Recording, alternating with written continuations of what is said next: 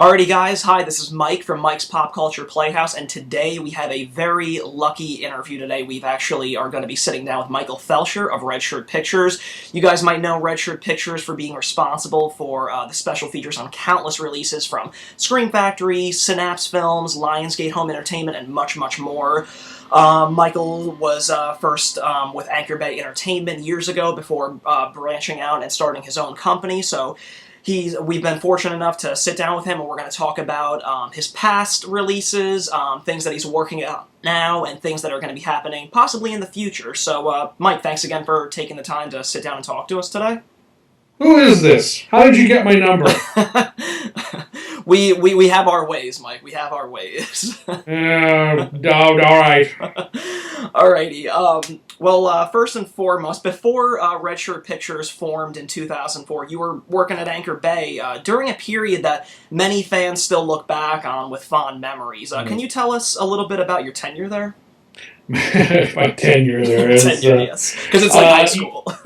Yeah, well, and it was funny. I got hired there in 2000, and they'd already been cranking out a lot of VHS collector's editions and a lot of... They had started up on DVD at that point. Right. And it was...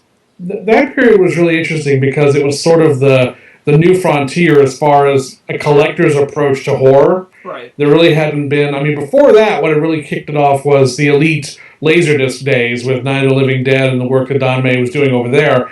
And then it really began to transition into DVD sometime after like 1997. And Anchor Bay was actually one of the few to start putting out early cult releases on DVD. And what ended up happening was they didn't have a website. This was back in the wild, wild west of the internet, where a lot of companies didn't realize what the value of the web, was going to be. Right. And I did a fan site for them on my own because I just loved the stuff that they were putting out. I was living in North Carolina at the time. Oh, wow. And I was not in the industry and just a fan and everything. And then one thing led to another, and I started calling into Anchor Bay saying, hey, can I post some updates on my website? And I lucked out and I met a guy there, the vice president of acquisitions, Jay Douglas, who was instrumental in getting all these movies over to Anchor Bay in the first place because he was just a total film geek as well. And one thing led to another. I talked to him like every week, every couple days, every day, and then he coordinated and managed to somehow...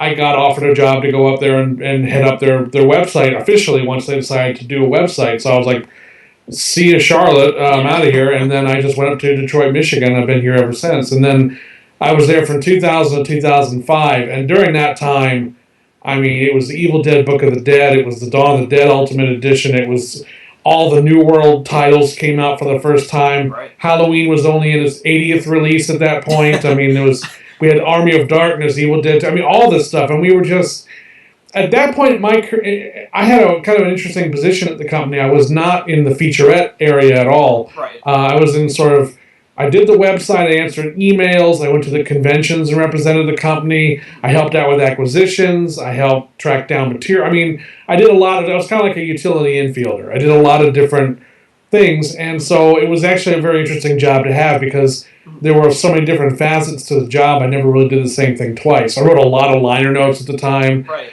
It was a really great environment. So many great people there. I mean, just an amazing amount of really dedicated people in not only the marketing and the sales departments, but the graphics department.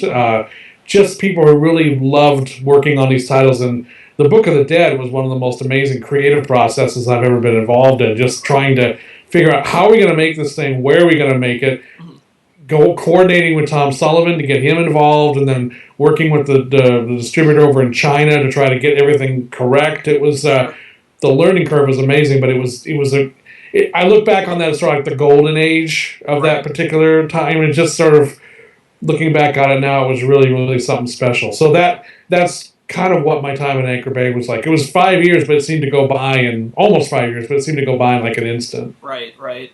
And it's funny that you mention that as being golden years, because I think a lot of fans really recognize that. So much to the point that I feel like people kind of think of nowadays as like a second coming or like a new renaissance of that. But we'll definitely talk about that a little bit later on in the interview. Your first featurette, My Demon Nights with Linnea Quigley on the original Night of the Demons DVD, that was born out of your own love for that project, and there's a very stressful and hectic story behind the featurette that almost didn't happen. Yeah, that was my first time I ever did anything, because at the time, that was 2004, Right. and at that time, my position with the company had gotten to a point where I really wanted to do more, but there wasn't a clear path of ascension anywhere.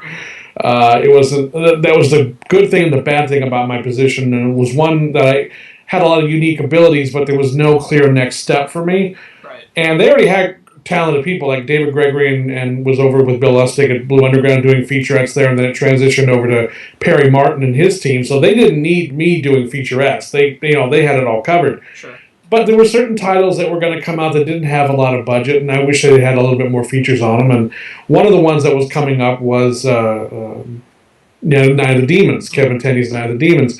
And that was the first time it was released. In fact, it just came out again on Screen Factory again years later. It's like, oh, Lord, things do come around. But it was a situation where they were going to do a commentary for it and a couple other things, but I really wanted to see an interview with Linnea Quigley on there because she has the most memorable scenes in that movie as far as I'm concerned. I mean, she really... And it happened that she was going to be at a convention just outside of Cleveland. I live in Detroit. She was going to be at a convention just outside of Cleveland.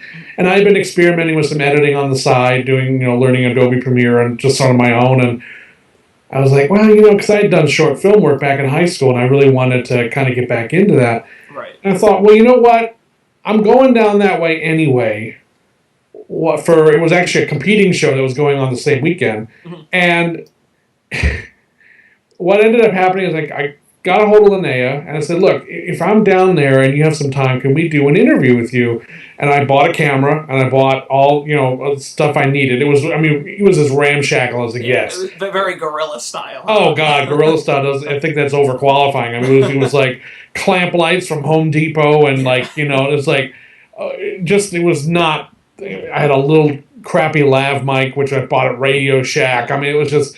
But you would never know that watching that featurette. It looks very slick and professional for what it is.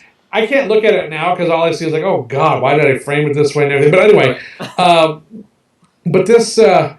what was great about it was that we got there, and Linnea was fine to do it, but I was at another show, and my camera got stolen. My camera just disappeared on me.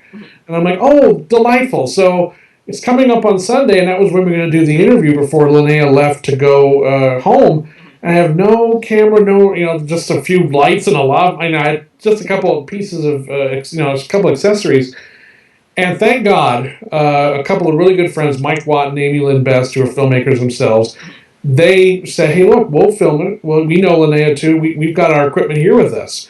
So I had to rush over to the other hotel to get Linnea, but the problem was Linnea ended up having to leave early because her hotel, they had booked her at an airport that was an hour outside of town for some reason. So she had to leave a ridiculously, So literally, we rush upstairs to the hotel. We get in there, we set up, boom, boom, boom. She sits down, gives me a really wonderful 20 minutes of her time, and literally her bags are like right off camera.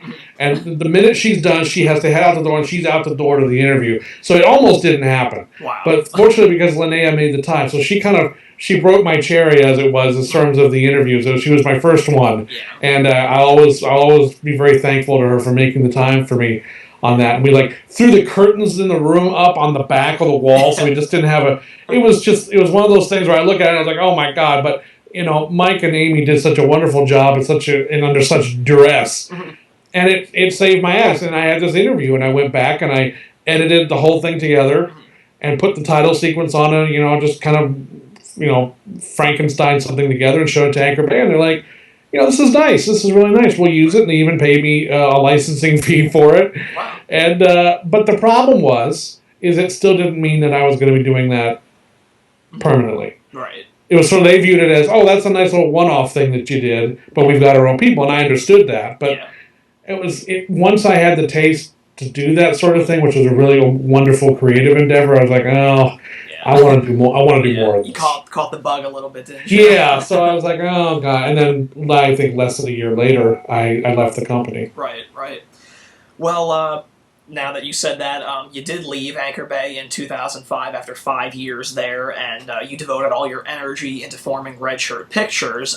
Your first true challenge was really put to the test on the 2005 release of Effects from Synapse. Yeah. And that was a film that was not only considered lost, but it starred Tom Savini and Joe Pilato. Mm-hmm. Your efforts in After Effects, Memories of Pittsburgh filmmaking, that's really been a feature that's been pretty dear to your heart. Yeah. Can you tell us a little bit of the background and the history of that particular release? Well, that actually started at Anchor Bay. I got hooked up with John Harrison, who is well known as a composer of a couple of George Romero's movies, Creepshow and The Dark Half. He's a very accomplished filmmaker in his own right. He did the Frank Herbert's Dune miniseries, Clive Barker's Book of Blood. I mean, just really, and a really great guy overall. I mean, he came up with George in Pittsburgh, and he was kind of part of his repertory company at the time. And they had done this little movie Effects. He had produced it, Dusty Nelson had directed it, and Pat Buba, and also a wonderful editor, and he produced it, and it was all these guys, and the movie just got a bad distribution deal and kind of disappeared. Yeah. And never went to home video. Right. And they were looking to maybe place it at Anchor Bay, but at that time Anchor Bay was being acquired by another company, and they weren't really acquiring things anymore, and not so much the smaller titles like they had done just a few years before. So they didn't really have a home there, but I recommended them to go over to Don May at Synapse and said, that's a really good home for it. And one thing led to another, and I mentioned to John just off candidly, I said, I would really love to do a documentary about the history of this movie and what Pittsburgh filmmaking was like in 1978, because they made this one right around the time of Dawn of the Dead. Right. And so I was like, and I'm a huge George Romero acolyte. I mean, I love everything that he does. I grew up with Dawn of the Dead. It was a life-changing film for me. So for me, I viewed this as a wonderful opportunity. And then John was like, well, that'd be a great idea. Well, I didn't hear anything about it for a long time. And then I get a box in the mail from John with all these tapes of all these interviews he'd shot, saying, I can't wait to see what you come up with. Wow. I'm like, oh my God. And it was like all the interviews with the entire cast and crew. And so I started putting it together, and it was just a labor of love. And they all really loved what ended up coming up out with After Effects. So it was like an hour-long piece. Yeah. And I went to Pittsburgh and shot some B-roll, some additional material. And it was just a really wonderful first project to have, and it was a really substantial piece. Yeah. And it ended up being one of the ones I treasure the most, not just because of what it led to, but because of the subject matter itself and the people that I got to work with. Yeah, it's a great featurette. Following your work on Effects, you had the privilege of working on Tobe Hooper's iconic Texas Chainsaw Massacre. As a fan, that must have been equal parts euphoric and daunting, I can imagine. Very. Because the problem with that was, and actually After Effects was one of the reasons I got that gig, because I showed it to a mutual friend over at Dark Sky Films, which was just forming at the time. Right. It was MPI Media, and they were creating this Dark Sky label, and they were going to release this new restored version of Chainsaw. And they wanted to do some new content for it. They had David Gregory's The Shocking Truth documentary, which is definitive as you're going to get for that sort of thing. Right. And they already had a commentary track from the Laserdisc back in the actually a couple. And so it was like, well, what do we do? I mean, what do you... Yeah. I didn't want to compete with what David had done. And I didn't want, but then I thought, well, what hasn't been covered? I mean, what aspects of the movie can I focus on that David's didn't focus on for whatever reason?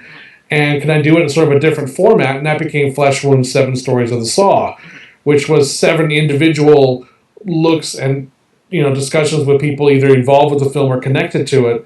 Right. And that was a great experience, because I went to Austin, Texas, and shot some of the locations and interviewed a lot of people. This was back when I was still doing it all myself, largely. Right. I didn't have a cameraman, really. I was just sort of, getting all my stuff in my box and going out and doing... You're a one-man operation. Yeah. Well, at the time I was doing that, I put in a proposal just out of the blue, because it was 2006, and it was going to be the 20-year anniversary of Chainsaw 2. Right. And I knew that there was, at that time, the remake prequel was getting ready to come out later that year. So I emailed MGM, and I said, you might want to consider. I got a hold of someone in marketing over there. So you might as well want to consider re-releasing Chainsaw 2 because it's the 20-year anniversary. Plus, you got this prequel coming up, so there's going to be a lot of Chainsaw in the air, as it seems. So, and the re-release of the originals coming out. Right. Well, one thing led to another, and Sony, who controlled MGM for a very brief period at that time, hired me to do Chainsaw 2. They said, yeah, that sounds good. Wow. So I had my first studio gig with Chainsaw 2 at the same time I'm still shooting and editing stuff for Chainsaw 1, which was very schizophrenic. Yeah. It was like, okay. So, and that was the time, though, I started like, okay, I got to hire cameramen. I got to hire professionals who aren't coming in with clamp lights to do this shit. So, and so that was just like Chainsaw for like 6 months. Right. That's all it was just, and so all that kind of rolled together. And then from that point on, it's been like nonstop. Yeah. It was after Chainsaw 2 came like Monster Squad, and then once Monster Squad happened, I don't think I've ever had a period where there wasn't something going on. Right. No breathing room for you. None at all. No, not really. I mean, there have been years that were a little leaner than others, especially, strangely enough, you would think it would be more now than ever, but back then, I would say 2007, 2008 were the leaner years I had, just because I was still making a name for myself, and there weren't, a lot of the companies didn't quite realize the value of having special features on a cult horror film from 30 years ago. Right. But that began to change, and little by little, my reputation, began to build, and it was really rewarding. And so, just that more than anything else, I think it was like the 1-2 punch of the two Chainsaws. Then the next year with Monster Squad. Yeah. Before you actually hopped over to Monster Squad, you did reteam with Synapse for the release of Maniac Cop in the 80s heavy metal classic Rock and Roll Nightmare. Yeah. And you did Future Kill for Subversive Cinema. Oh, yeah. In the case of Maniac Cop, you interviewed Robert Zadar before tackling the project again in 2011 for the Blu-ray debut. I gotta ask you, in your position, do you find it difficult to tread waters you've already passed again, or is the challenge part of the fun of it? That's a good question. That's come up a couple times recently because now it's hard for me to believe, some of these things I worked on was almost 10 years ago, so there's actually an opportunity for them to come out again. I've had that happen with Maniac Cop, The Burning, a couple other ones like that. So I was like, okay, well, the problem can be, especially if it's something like, let's say, like a Monster Squad, what else do I do? I mean, I did like an 80-minute, 90-minute documentary for that, 2 commentary tracks. I mean, what else could I possibly do? But something like Maniac Cop, I only had an opportunity to do like 1 or 2 things for that at the time. Mm-hmm. So when it rolled around again, I was like, okay, well, never got Tom Atkins, and I know Tom now, so I can interview him, and Danny Hicks was available, so let's do something with him. And it was just a matter of, again, looking at what hadn't been done and seeing if there was something to do. And I actually kind of enjoyed that, because in a weird way, it's like getting to go back and I just had that experience on Pumpkinhead. Yeah. I got to go and do a couple of new interviews with people we didn't have access to back in 2008 when I did the MGM DVD. So it can be fun, but at the same time very daunting, and it limits the ability. It limits the options you have. Right. But it just makes you dig a little deeper. Sure. Future Kill was a really unique situation where you were working outside of the studio system for the first time, recording an audio commentary in your motel room. That's right, yeah. How was it working under those less than stellar conditions? So that was the first time I ever recorded an audio commentary just by and that was done during the second trip down to Austin to do more Chainsaw stuff, because Ed Neal I had worked with on the Chainsaw like just a few months before that, and then Future Kill just kind of came up, and I think it was Norm Hill over at Subversive. I mentioned it. So I just worked with Ed. Why don't you when I go down to Austin for this next round of Chainsaw stuff? Why don't I do Future Kill at the same time? Right. And it was him and the director got together, and we were at the Motel 6 in Austin, off the main highway there, and it was fine, and I had all my gear, and it was actually recording a commentary. I'm not saying it's easy, but it's certainly a lot less labor-intensive than a video shoot. Right. I have them mic'd up, and we're watching the movie on the hotel TV that I've got my DVD player attached to. Actually, no, it was a Laserdisc player. We had Ed's import Laserdisc of the uncut version because we didn't have a master for it at the time. So we had this big ass Laserdisc player, and we're hooked up to the TV. It was really, And the thing I remember the most about it is that we were recording it and everything was going fine, but very slowly I could hear, it doesn't show up in the recording, but I could hear the groundskeepers, the landscapers outside getting closer and closer to that side of the hotel. Oh, wow. And I'm like, oh dear God, oh dear God. And just as we were ending, they got right up in front of the door. Oh, so it would have been impossible to record. So I mean, literally within the space of like 60 seconds, wow, we managed to finish in time. But that was I'm like, oh girl, oh shit, they're coming, man. Yeah. They're coming. But that was great. Ed's such a great raconteur. I mean, he can tell these amazing stories. So that was a great experience, and that was a small project, but it was great to hear how they put that little movie together. You know, it still sticking on Future Killer. It's been out of print for some time. Have you heard of any future re-release plans for that one? I haven't. I think the reason that it hasn't come, that maybe someone hasn't picked it back up, is I think the only source they have is a print for that. I don't know if the negatives have just been lost or they're missing or there's some lab issues or something.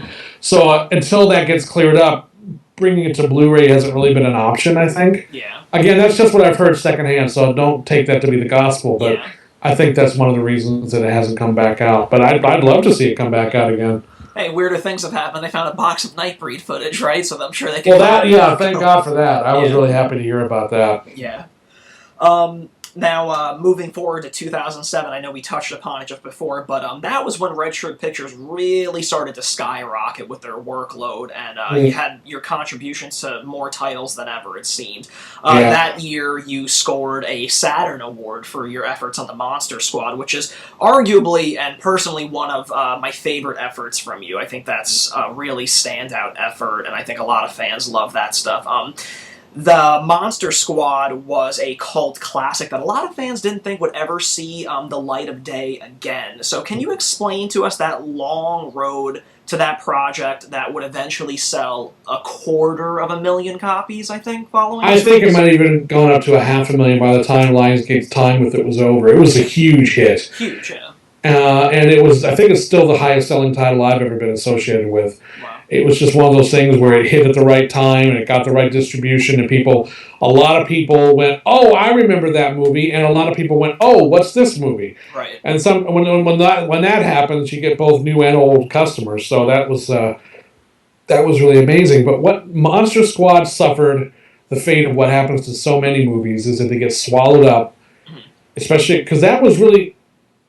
I mean, it was distributed by TriStar theatrically, but for all intents and purposes, it was a big budget kind of sort of, at the time, independent production. The companies that financed it really were the ones behind it and owned it and controlled it. That's why the theatrical rights went to TriStar, but they had a video deal with Vestron at the time. It was all over the place. Yeah, so I mean, Vestron's time with it wasn't very long. I think it was maybe 5 years, 6, 7 years, something like that. Vestron goes out of business, the license lapses, and then it gets bought out by 2 or 3 different companies. I think at one point Spelling Entertainment bought it, which then folded up into the Republic catalog, which then folded up into the Viacom Paramount catalog. So no one knew, I mean, people knew where it was, but the people who owned it didn't know they had it. Right. And then at one point, Lionsgate acquired the Republic catalog for a period of time from Paramount. And I knew someone over at Lionsgate through a friend, and I contacted her and I said, look, this package you got, if they got the entire Republic catalog, I think Monster Squad's in there. And she's like, and she's a big genre fan too, and she's like, really? I don't know. I think we would have noticed that. And she goes in and is like, holy shit, we do have the license for Monster Squad. Wow. And she said, well, if you want to do something, let us know what you want to do. So I sent this ridiculous list of stuff over. Oh, what do I want to do? Yeah, I'll tell you what I want to do. And then they were like, oh, yeah, okay, here you go. Here's your budget. And I'm like, wow. Well, I guess I'll get to work then. Yeah. And that just turned into a huge thing. And then meeting Fred Decker, which was, I mean, he's become a lifelong friend and just a wonderful guy to work with. And was really happy to see the movie come out. He got to color time the new master, and everything was, he was involved with it from the get-go, and just got wonderful cooperation from everybody on that. And that was during the time I hooked up with a lot of people I still work with now, like Andrew Cash, who started out shooting stuff for me, but now is one of my main editors and a fantastic editor in his own right. and Buzz Wallach, who's shot a lot of stuff for me over the years. Right. And that was when I began to develop sort of a network of people, because I live in Detroit, and I would go out to LA periodically to shoot stuff. But the problem with that is it's very labor intensive and it's also expensive. Yeah. And if you're working with the budgets that you're working with these things, you got to save every penny you can. Yeah.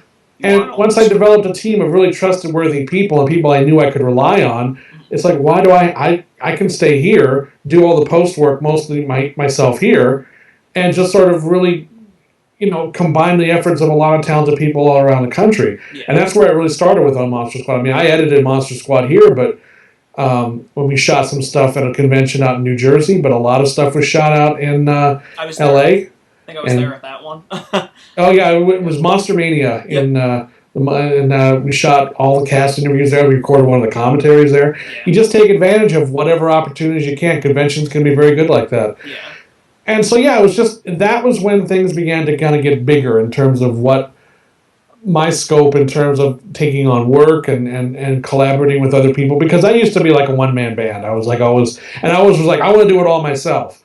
Right. And that's great, but there's only so much you can end up doing. Yeah, exactly. And I think that it shows in the work, too. I mean, you mentioned that you hooking up with so many collaborative and talented people really benefited, and it shows in Monster Squad. I mean, you got the Saturn Award, and it's still that title is still something that people are like, this is what you do with this is how you make a special edition out of a movie. Like, it's still this basis. It was great, and then I got to update the doc, because it was funny, and this was something else that was going on at the time.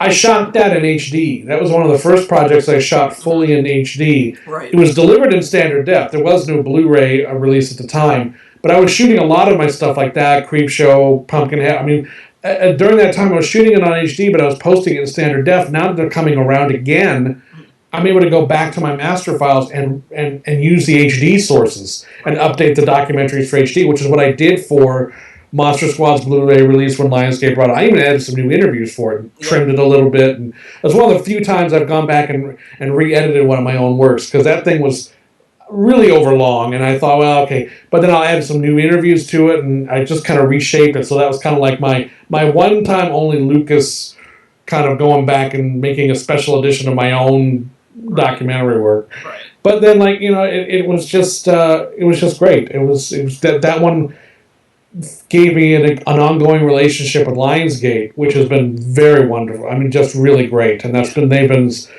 throwing me a lot of work over the years, mostly because of the success we had with Monster Squad. Right.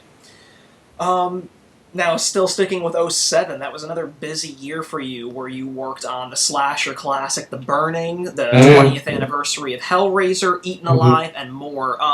Stateside fans are still really livid that your phenomenal features prepared for the UK release of Creepshow never made it back home here. Is there any word on whether Warner Brothers will revisit this classic with your features? The sad thing is that that'll probably never happen. And the reason that is because Warner Brothers is sort of a closed shop when it comes to their supplementary features. They do it all in-house. Right.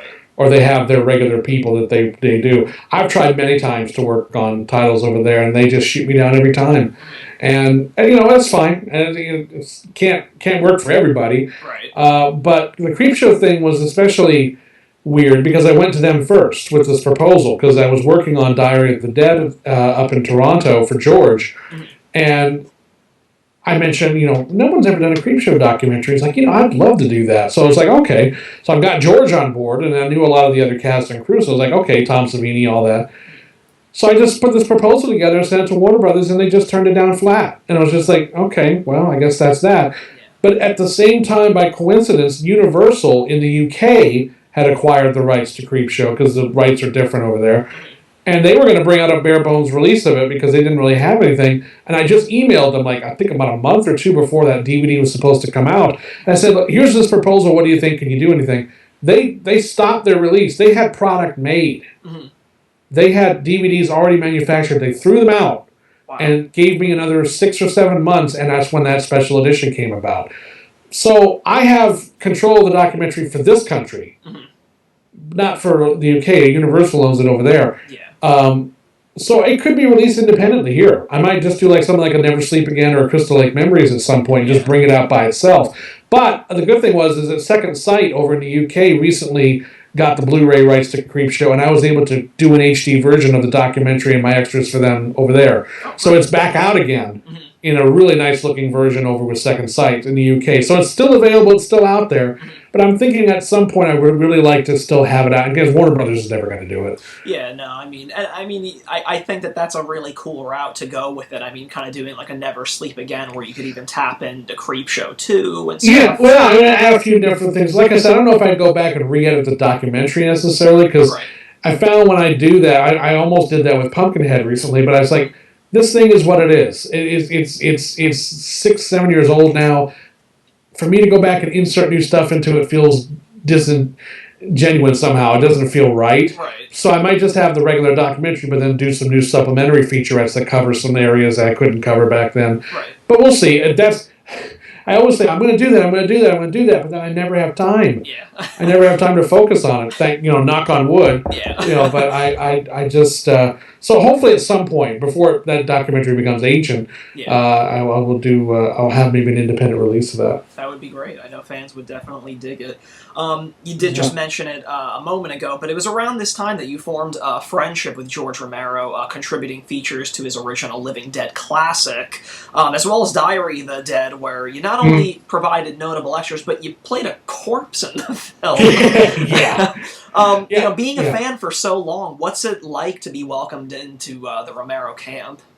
It is. I met George back at Anchor Bay when we were working on some of his titles back then, and we developed a friendship, and that was weird for me because it was like, I don't want to go around telling everybody, hey, I'm friends with George Romero. I don't want to be one of those guys. I really don't. But it was exciting to be able to meet this man and talk with him and kind of get over the fact that he's George fucking Romero, He's just such a nice guy.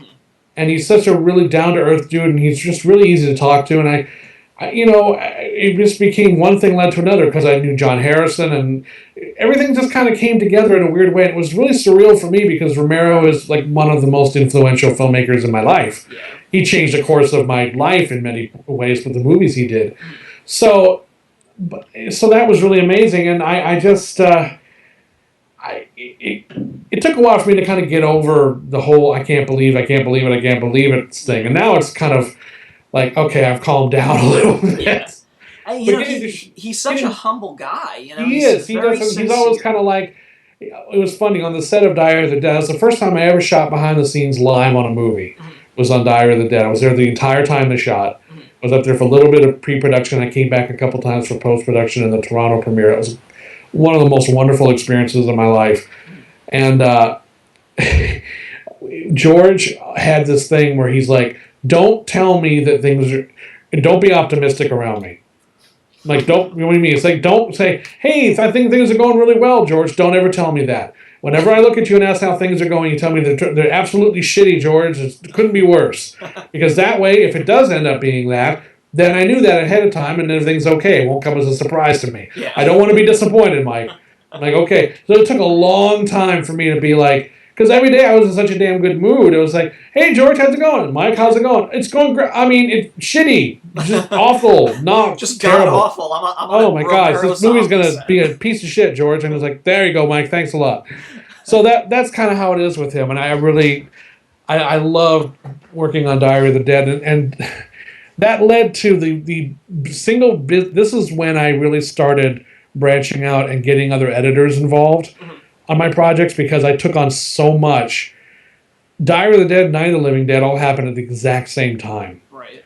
In terms of the post-production and the delivery. I got so overwhelmed that both projects, I think, kind of suffered in the end. I wish I had been able to devote more, especially Night of the Living Dead. Night of the Living Dead was the worst, one of the worst experiences I ever had.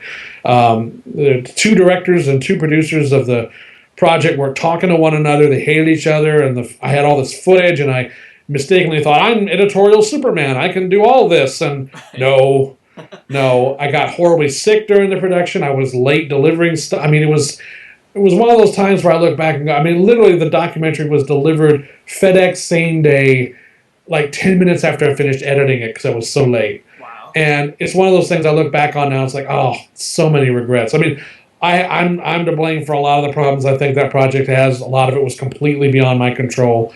The one thing that really killed me was I had a rough cut of the documentary that was completely different. It was almost 2 hours long. Wow. And then at the last minute, we found out it wasn't going to be a 2-disc release. It was going to be a 1-disc release, which meant my documentary could only be like 75 minutes long. I found that out on a Thursday and had to deliver on Monday. What an editing nightmare. I had to start basically from scratch. If I had been a little bit more ahead of the game, I would have been in better shape. Yeah. But it was essentially, I had to change the format of everything. Oh, God. I mean, at the end of the day, I'm proud of the piece was very well received. But it's one of those things where I look at it and I just see all the mistakes. I just see all the things that are not there that should be. Yeah. I mean, it definitely stands out because, with a film like that where, it retaining that public domain climate, I mean, every crappy release of it that you find in, like, a drugstore, I mean, there's so many of that. So, like, the one, yours that you contributed to really stands out because there's a lot of meat to this one in the form of features and stuff like that. Oh, yeah. How many people would have gone to do that for a public domain with that type of passion, so... Yeah, and it was in conjunction with the original... Latin image producers and owners. So this was a licensed release in a way. I mean, the Weinsteins paid to have have this be an official thing. They respected the fact that this really is owned by George and the original investors. And so that brought everybody on board to do this. And then the documentary kind of got folded into the process somewhere along the way. And it was a busy time, and it was a lot of stuff that I look back and wish, wish I'd done that, wish I'd done that. And even Diary of the Dead ended up being more featurette-based than a long-form documentary, which I did get to do with Survival of the Dead a couple years later. Yeah. And which I'm much happier with, even though that was a much more difficult shoot because of the weather problems we ran into. But again, I can't complain too much because it's like, oh, boo-hoo, you worked on a George Romero movie that had bad weather, boo-hoo. Yeah. First world problems, right? Yeah, exactly. On the day that Weird Al Yankovic releases First World Problems from his new album, we're talking about exactly what that, First World Problems. Oh, boo-hoo. So. Oh, jeez. Well, moving forward, you worked on the exploitation cult classic Savage Streets. You reteamed with Linnea Quigley, and you also interviewed Linda Blair. The disc was a smash for fans. I gotta ask you, how difficult was it locating Danny Steinman after being MIA for so long? Danny had been MIA literally off the grid for right after Friday the 13th Part 5. His name had been attached to a few different projects, and he just disappeared. No one really knew what had happened to him. Some people thought he had died.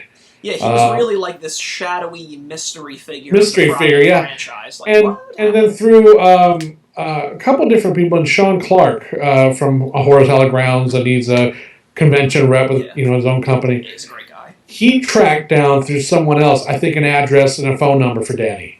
And he was living in Dover, Delaware at the time.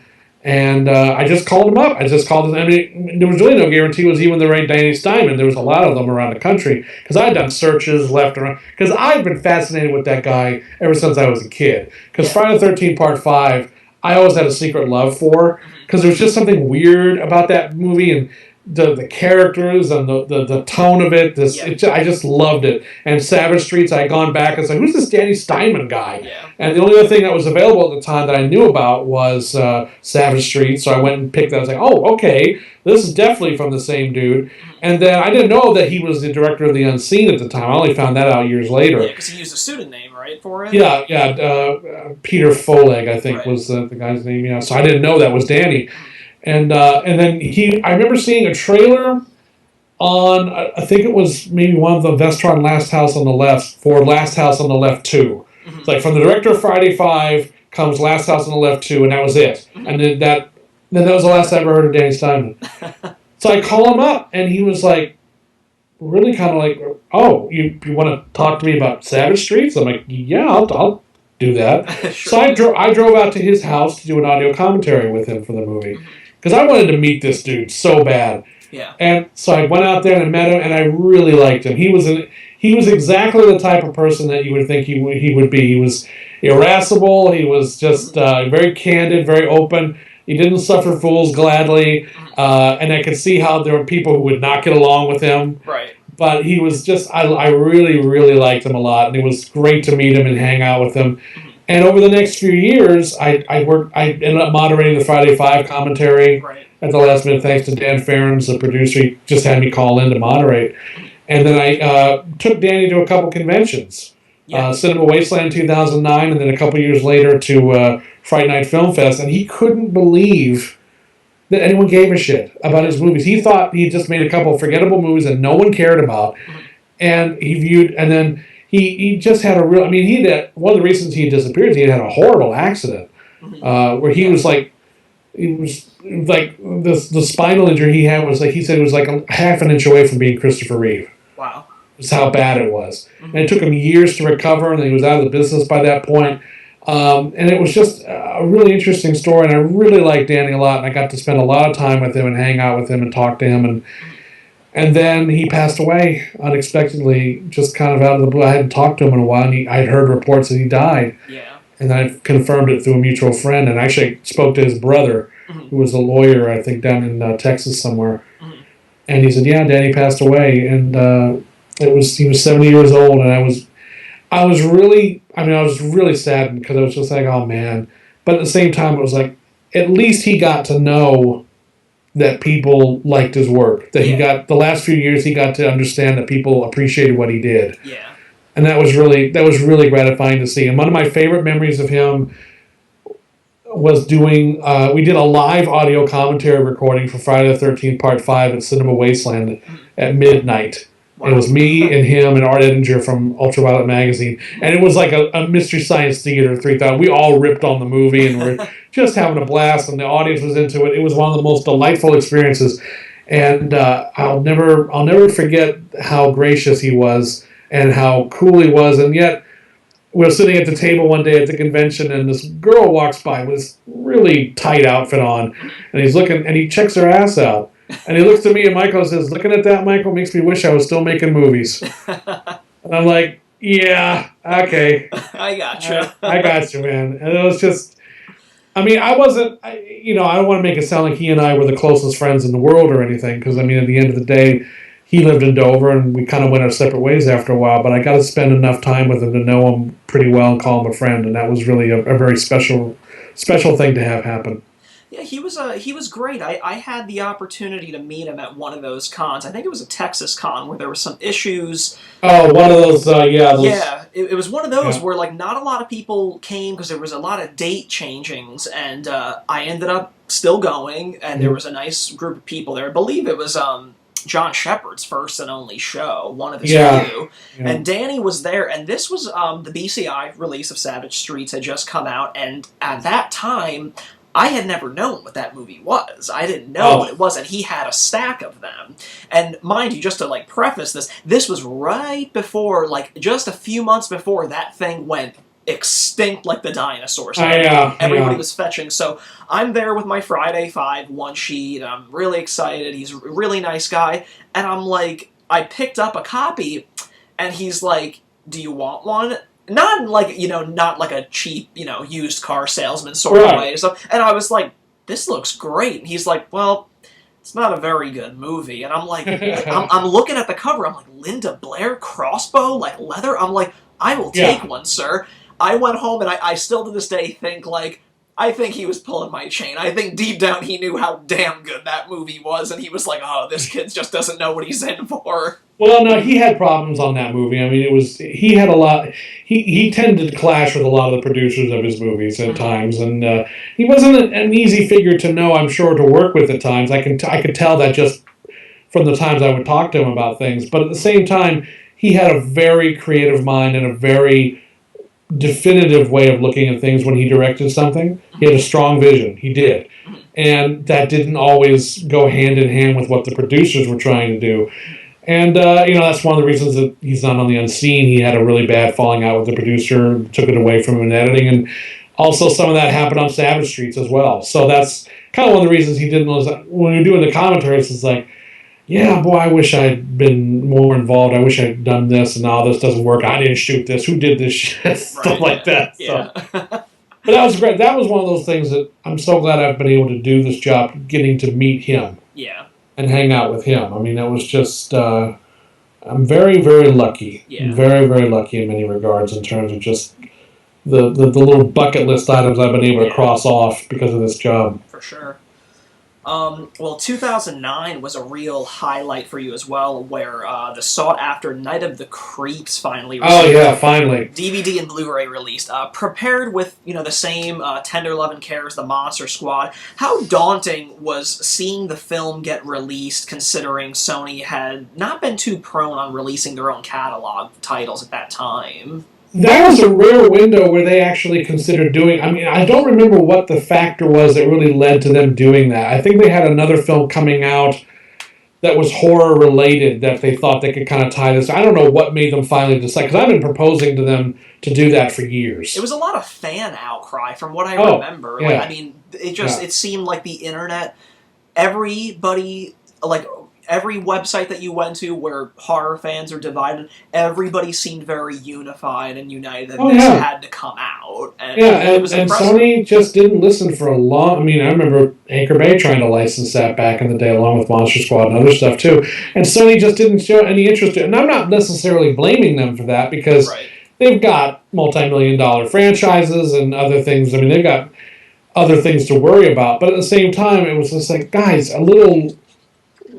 you've got it. It's an asset. Let's try and do something with it. And they finally decided to do it, hired me on board, and we went and did this wonderful event down in Austin, Texas at the Draft House, where I interviewed the cast and did 2 commentaries down there. We did a Q&A. It was just great. And one of the reps from Sony came out, and they were like, wow, I didn't realize anyone even knew what this movie was. I'm like, yeah, see, I told you. And the release turned out great. They let Fred come back in and restore his original ending. And do all the color timing on it. So the release is as good as Monster Squad's is in terms of the extras and the video quality and everything we got to do. But unlike what Lionsgate did with Monster Squad, Sony kind of dropped the ball, I felt, on the marketing of it. Yeah. The cover was a disaster. I was going to say that. The cover is kind of what kills it a little bit, but it's a cover. Yeah, and if you'd seen what some of the other ideas were for the cover before that one, you would actually be very happy with the cover we got. It was funny. I think the best thing I could say about that is it was a review of the DVD that was very, very positive. They gave it glowing remarks, but at the end they said, it's refreshing to see that after 20 plus years, Sony still has no idea how to market this movie. And it's true. They still didn't understand what they were doing with it. And as a result, it didn't get quite the attention and success that the Monster Squad re-release did. But it's still out there, still available. And I'm glad. I mean, that was another bucket list one. For me, after that one, it was like, okay, I can die now. Yeah, totally. It's like, now that Monster Squad and Night of the Creeps are out, I'm good. It's just kind of like, if this whole thing folds up tomorrow, I'm good. So that was, and again, working with Fred Decker was just great, and Tom Atkins, and meeting Jill Whitlow for it was the first time anyone had really seen Jill in many years, and getting to see the cast reenact. I mean, they just loved each other. It was just, it's such a privilege to be around that, to see that happen. I mean, I remember one time at Anchor Bay, I'm driving a van full of Bruce Campbell, Ellen Sandweiss, Teresa Tilley, Betsy Baker, and Hal Delrich. It was the first time all of them had been together since the premiere of Evil Dead back 25 years earlier, or whatever it was. Jeez. I'm driving them to Benihana for a dinner we're all going to have in Anchor Bay. And I'm just sitting there and I'm looking in the back. I'm like, what the fuck? I'm driving the cast of Evil Dead to Benihana. What the fuck is going on? How did I end up here? Yeah, and I'm listening to them just going over old high school stories and stuff. I'm like, oh, God. Yeah. So, yeah, I've found myself in very wonderful things like that, situations like that, where I'm not a part of it, and I'm not the reason any of it's happening, but I'm just there to witness it. You are that lucky fly on the wall. I'm that lucky son bitch who's just like, And again, I haven't told a lot of these stories before because I don't like being that guy like, I got to drive the Evil Dead cast over to Benihana's, that's what I did yesterday. What did you do? Because I hate doing that, but sometimes it's just cool. It's like, guess what I got to fucking do? It's a cool story, how many people, you may have to write a book, towards the end of the career. But for every one of those stories, I have one that humbles my ass because I have embarrassing, stupid shit that happens to me. Like one, there's a couple stories, but one Never. Well, now you gotta say it. You have to Well, say I gotta it. talk about Well, one is Wes Craven. Oh no. I had never met Wes Craven.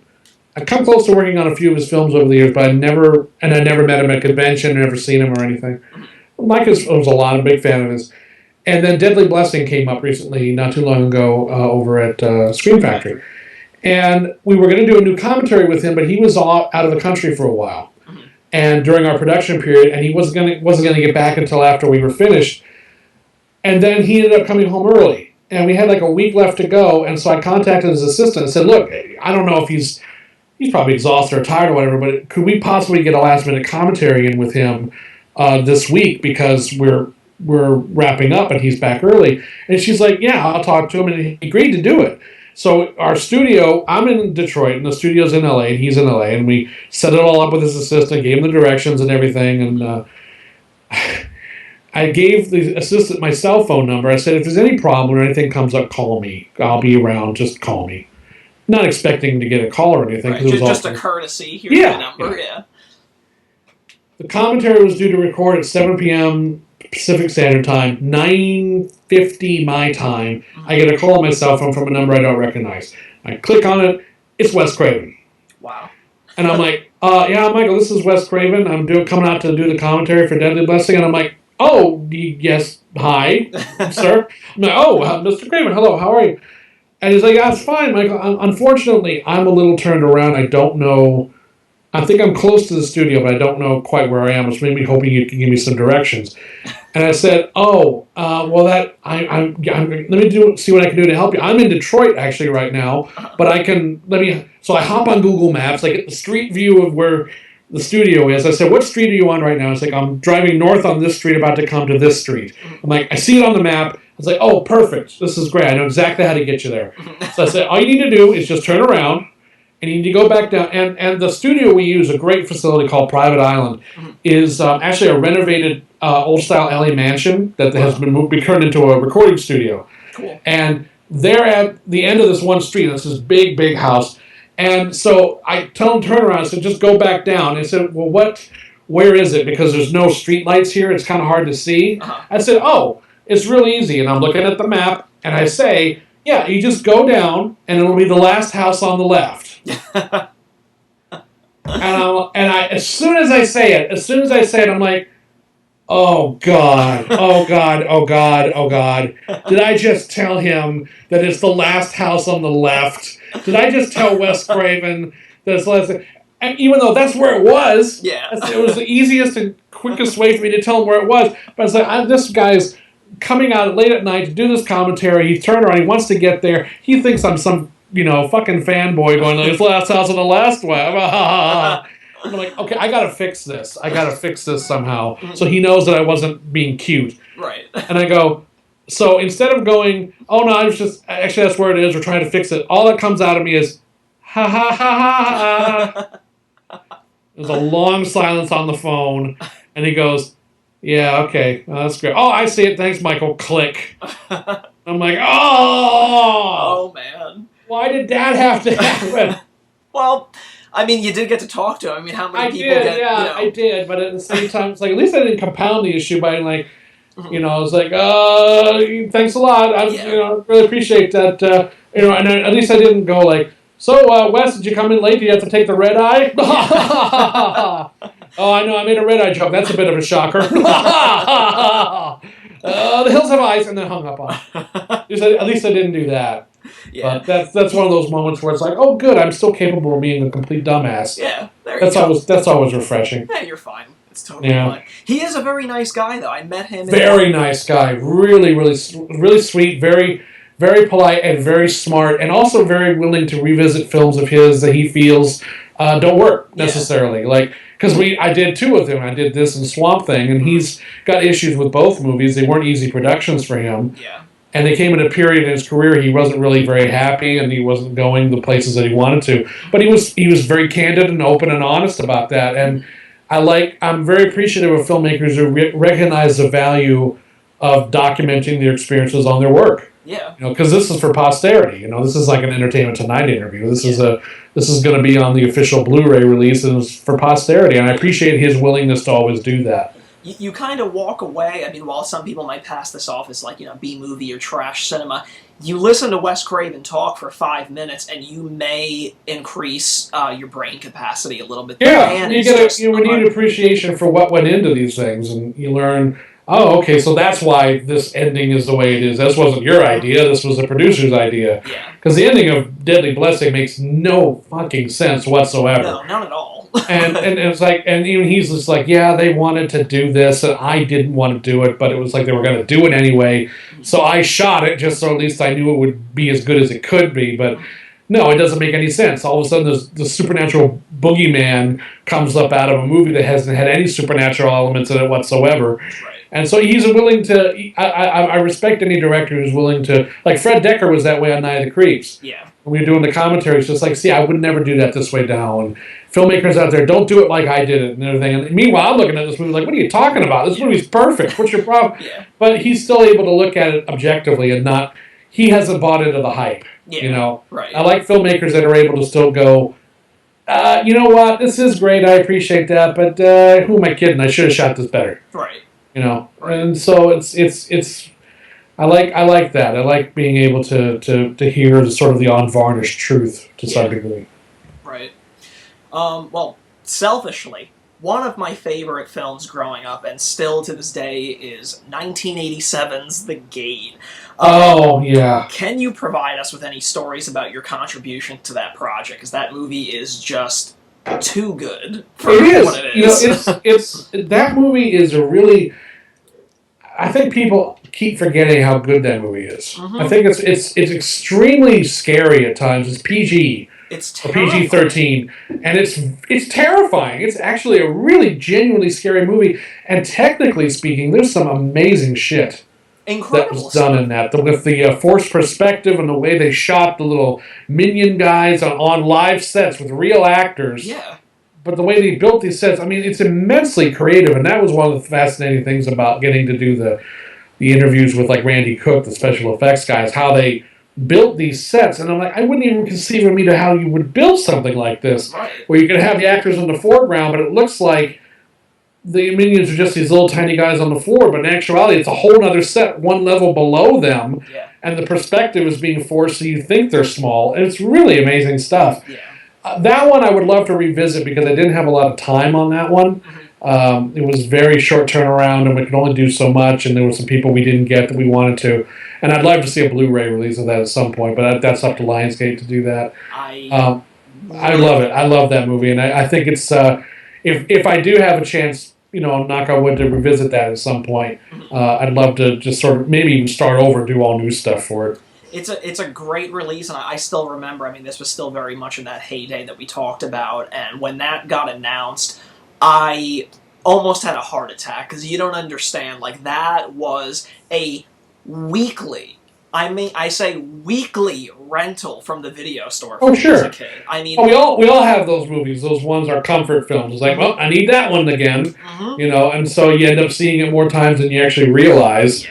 And those are the ones that stay just as good, and you can enjoy them sometimes on the same level you did as a kid, but as an adult, there's something else even going on for it. Yeah. And The Gate has a lot going for it. I think that's an extremely accomplished, really well-made movie.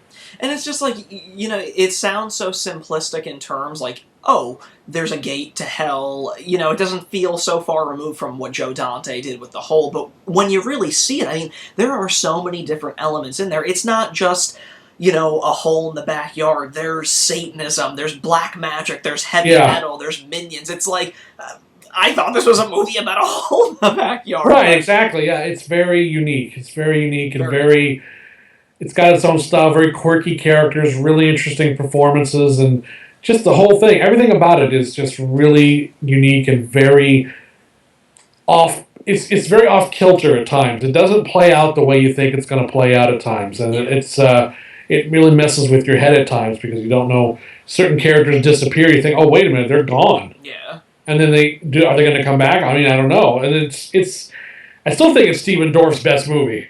I think so. I think you might be onto something there. Unfortunately, Lionsgate at one time was, more, I guess you would say, genre-friendly than they are now, has kind of, they've kind of turned their back on the sort of genre fare that they kind of were somewhat, more known for just a few short years ago. Are there, you did mention that there was no Blu-ray release that you know of in the cards for that? Mm-hmm. Well, I wouldn't say Lionsgate turned their back. I mean, they have a huge horror history and continue to do so. Yeah. The problem is that the market changed. Yeah. The major stores weren't going to take titles like The Gate anymore. Mm-hmm. So they couldn't. Lionsgate, and I understand their reasoning, is like, we're not going to give a considerable budget and a re-release to something that we can't get placed at Best Buy, Target, Walmart anymore. And so they're a big studio with big productions. Mm-hmm. So they kind of had to, they just had to refocus things. So, I'm not saying I wish that there wasn't a Blu-ray of The Gate and some of these other titles, but right.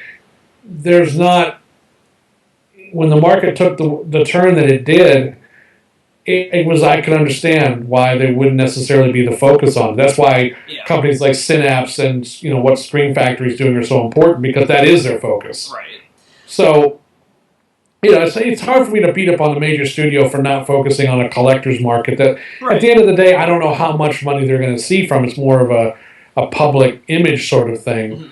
But, Lionsgate's got Hunger Games to worry about. They've got, it's The Gate compared to a multi-million-dollar... Right, yeah. And again, I understand the reality of that. I'm not saying that I like the fact that some of these films aren't going to get a Blu-ray release anytime soon, but having been in the business as long, I understand the reality of why it happens. It's unfortunate, but, people do need to understand that while, like you said, we would love to see a Blu-ray release of The Gate or the countless, other, genre titles that they have in their vaults, mm-hmm. But the fact is that the profits off of a thing like The Gate aren't going to pay the people's mortgage at Lionsgate. It's the things like Hunger Games and stuff that make a conglomerate, like Lionsgate. That's fine. That's fine. And eventually I think maybe there'll be a situation, and that's what's great about companies like MGM and Fox and a couple others that are licensing out some of their titles to companies that are focusing on it, so that,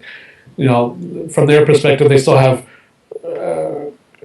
properties that are out there making money, but they don't have to focus on them. They can just kind of get the residuals in and the percentages that they get, and let the other companies that do want to focus on it. Yeah. I certainly hope that happens, because it really seems like Lionsgate is really that last, untapped resource of genre films that, There are a lot over there, because they have, it's one of those situations like MGM where there's a catalog under a catalog under a catalog. Yeah. There's a lot of buried treasure over there. Now, is it correct that they absorbed quite a few of, like, the VHS labels from the 80s? Well, yeah. What happened, Vestron was... They were my favorite video label back in the day. Every time I would see the V, the old style V or the little rose logo that they ended up with. But I was always partial to the double V. Yeah. They folded. What happened with Vestron, which is what happened to a lot of video companies back then, is that they were really dependent on licenses from the studios for the video product. Mm-hmm.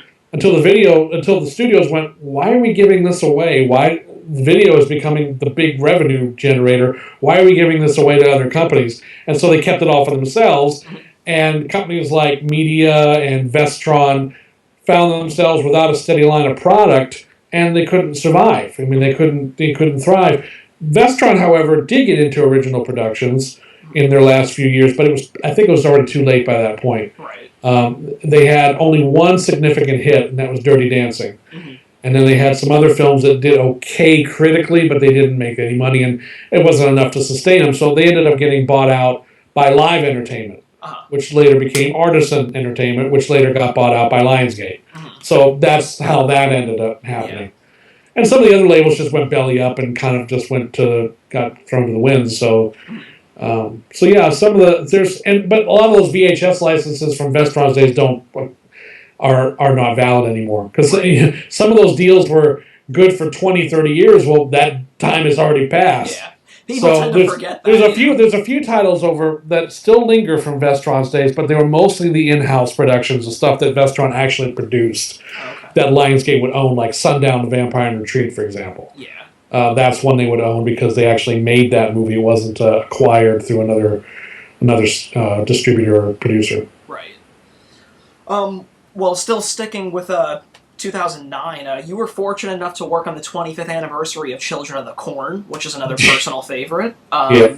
Linda Hamilton is an incredibly fan-friendly woman. What was it like to sit down with her and discuss arguably one of her most appreciated projects? Well, that interview was conducted out in LA by my producer, Anya Light, she started working with me on Pumpkinhead. Mm-hmm. And I didn't go out for that. See, that's one of those ones where I couldn't afford to go out there myself because I didn't have much money or time on that. Right. So that's another factor. Sometimes I'm shooting on stuff, like right now, I'm shooting on stuff and editing on other projects at the exact same time, and I can't do both. So it's a matter of... So I ended up meeting Linda Hamilton later at a convention. But it was great to actually get the interview and realize, wow, she's been through... She was very candid about it. And she was very happy to discuss the fact that, I did this movie and I didn't think it was very good, but I'm fascinated by the fact that anyone gives a shit this many years later. Right. And so... But she's great. She is great at conventions. She's really great with the fans, and so that's again a lot of the interviews. I have to say, I mean, I'm not able to be there sometimes, but that's okay. I don't mind. I get to still speak with them, and I coordinate the stuff sometimes. But it's the reality of the business. You can't do as many projects as I've done in the past 2 or 3 years and be out there full time because I grew up in L.A. I was born in L.A. and I lived there till I was 11. And I've gone back periodically since then, but I don't know if I ever really would want to live out there. Right. It's not an environment that I particularly like, and it's expensive as hell. Yeah. And so it's tell me I live in Jersey. We know. Yeah. So at the end of the day, it's just like I'd rather live here and still be able to do what I can do and keep costs down and work with some really talented people like my current main cameraman, Jim Coons, who does most of my stuff out there. He has a studio out there and people come in. He works more hours than anyone ever should, but he's out there and he I can schedule stuff with him when I want. I have Andrew Cash, my editor, another guy named Rick Wafalowski I've been working with lately.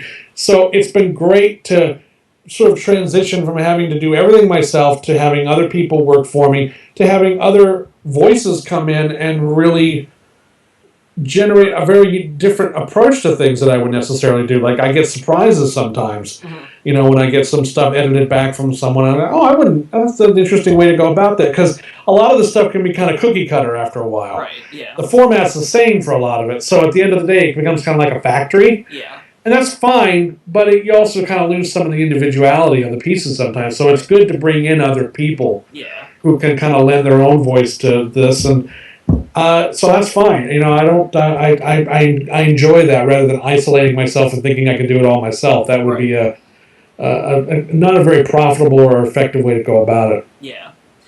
You also did some work for the 2009 TV movie remake of Children of the Corn. Were you a fan of that reimagining? No. It was... I had guys on the ground on that for a week. They went out there and shot behind-the-scenes footage because I had met Donald Borchers through doing the Children of the Corn Blu-ray. At the same time, he was prepping that remake, and he asked, okay, can you come and shoot some behind-the-scenes on the stuff?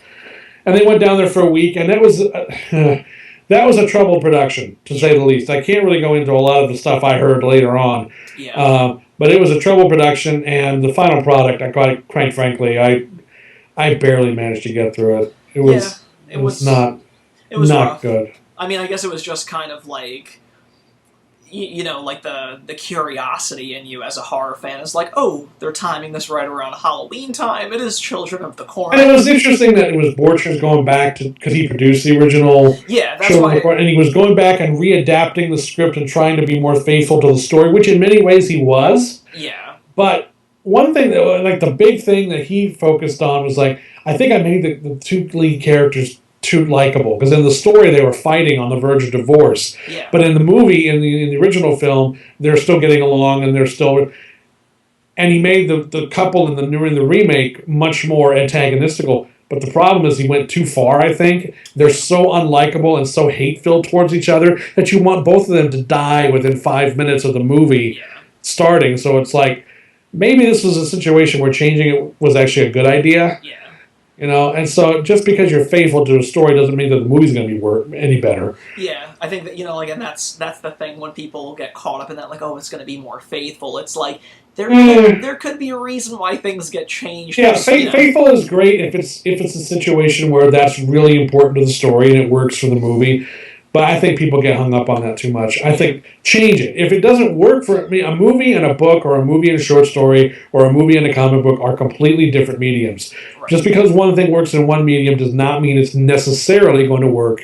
You try and make it work, but if it doesn't, then you change it. Exactly. So, and I'm not saying the original Children of the Corn is a classic either. I think that movie's kind of... I'm surprised it's developed the love that it has.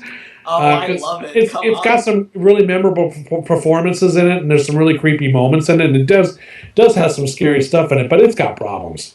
Oh, yeah, so, it's got problems, but I don't know what it is. I don't know if it's just, the upbringing or something, but there's just that that hit me when I was 11 years old when that movie came out, so that scared the shit out of me. Yeah. There was stuff I couldn't watch. It's just like that decade of King stuff. I mean, they just attracted such a great group of talent to adapt certain things, from Cronenberg to Mary Lambert. Like, there was just, I don't know, I just always look at that as like the peak period of King adaptations. But yeah, they went King crazy then. I mean, from like 1983 through 1989, there was, I don't know how many King movies came out. It was ridiculous. Some were good and some were really awful, but it was like when they went John Grisham crazy in the 90s. Yeah, exactly. It was just like, oh my God, everything's Stephen King, let's make it. It's like, okay, well, that's fine. Yeah. But Children of the Corn, there's not enough there. You have to kind of expand the story, and after a while, it's just kind of like, no, this doesn't really work all that well. But the remake,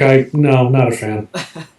Well, 2010 and beyond, every year seems to get busier for Red Shirt Pictures.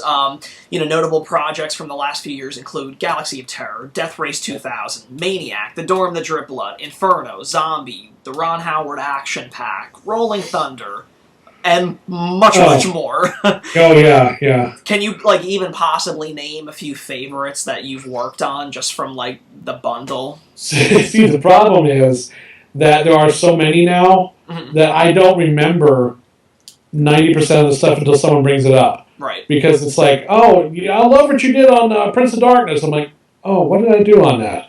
Oh, yeah. It's like, oh, you did this. Oh, right. Yeah, that was great. Oh, shit, I don't remember. It's just like... I guess it came out okay. Yeah, I mean, the ones that kind of stand out for me from that period are like Survival of the Dead. Yeah. Because, again, I shot on that movie and did the documentary, and that really came out the way I wanted it to. Intruder, that was a great experience. Yeah.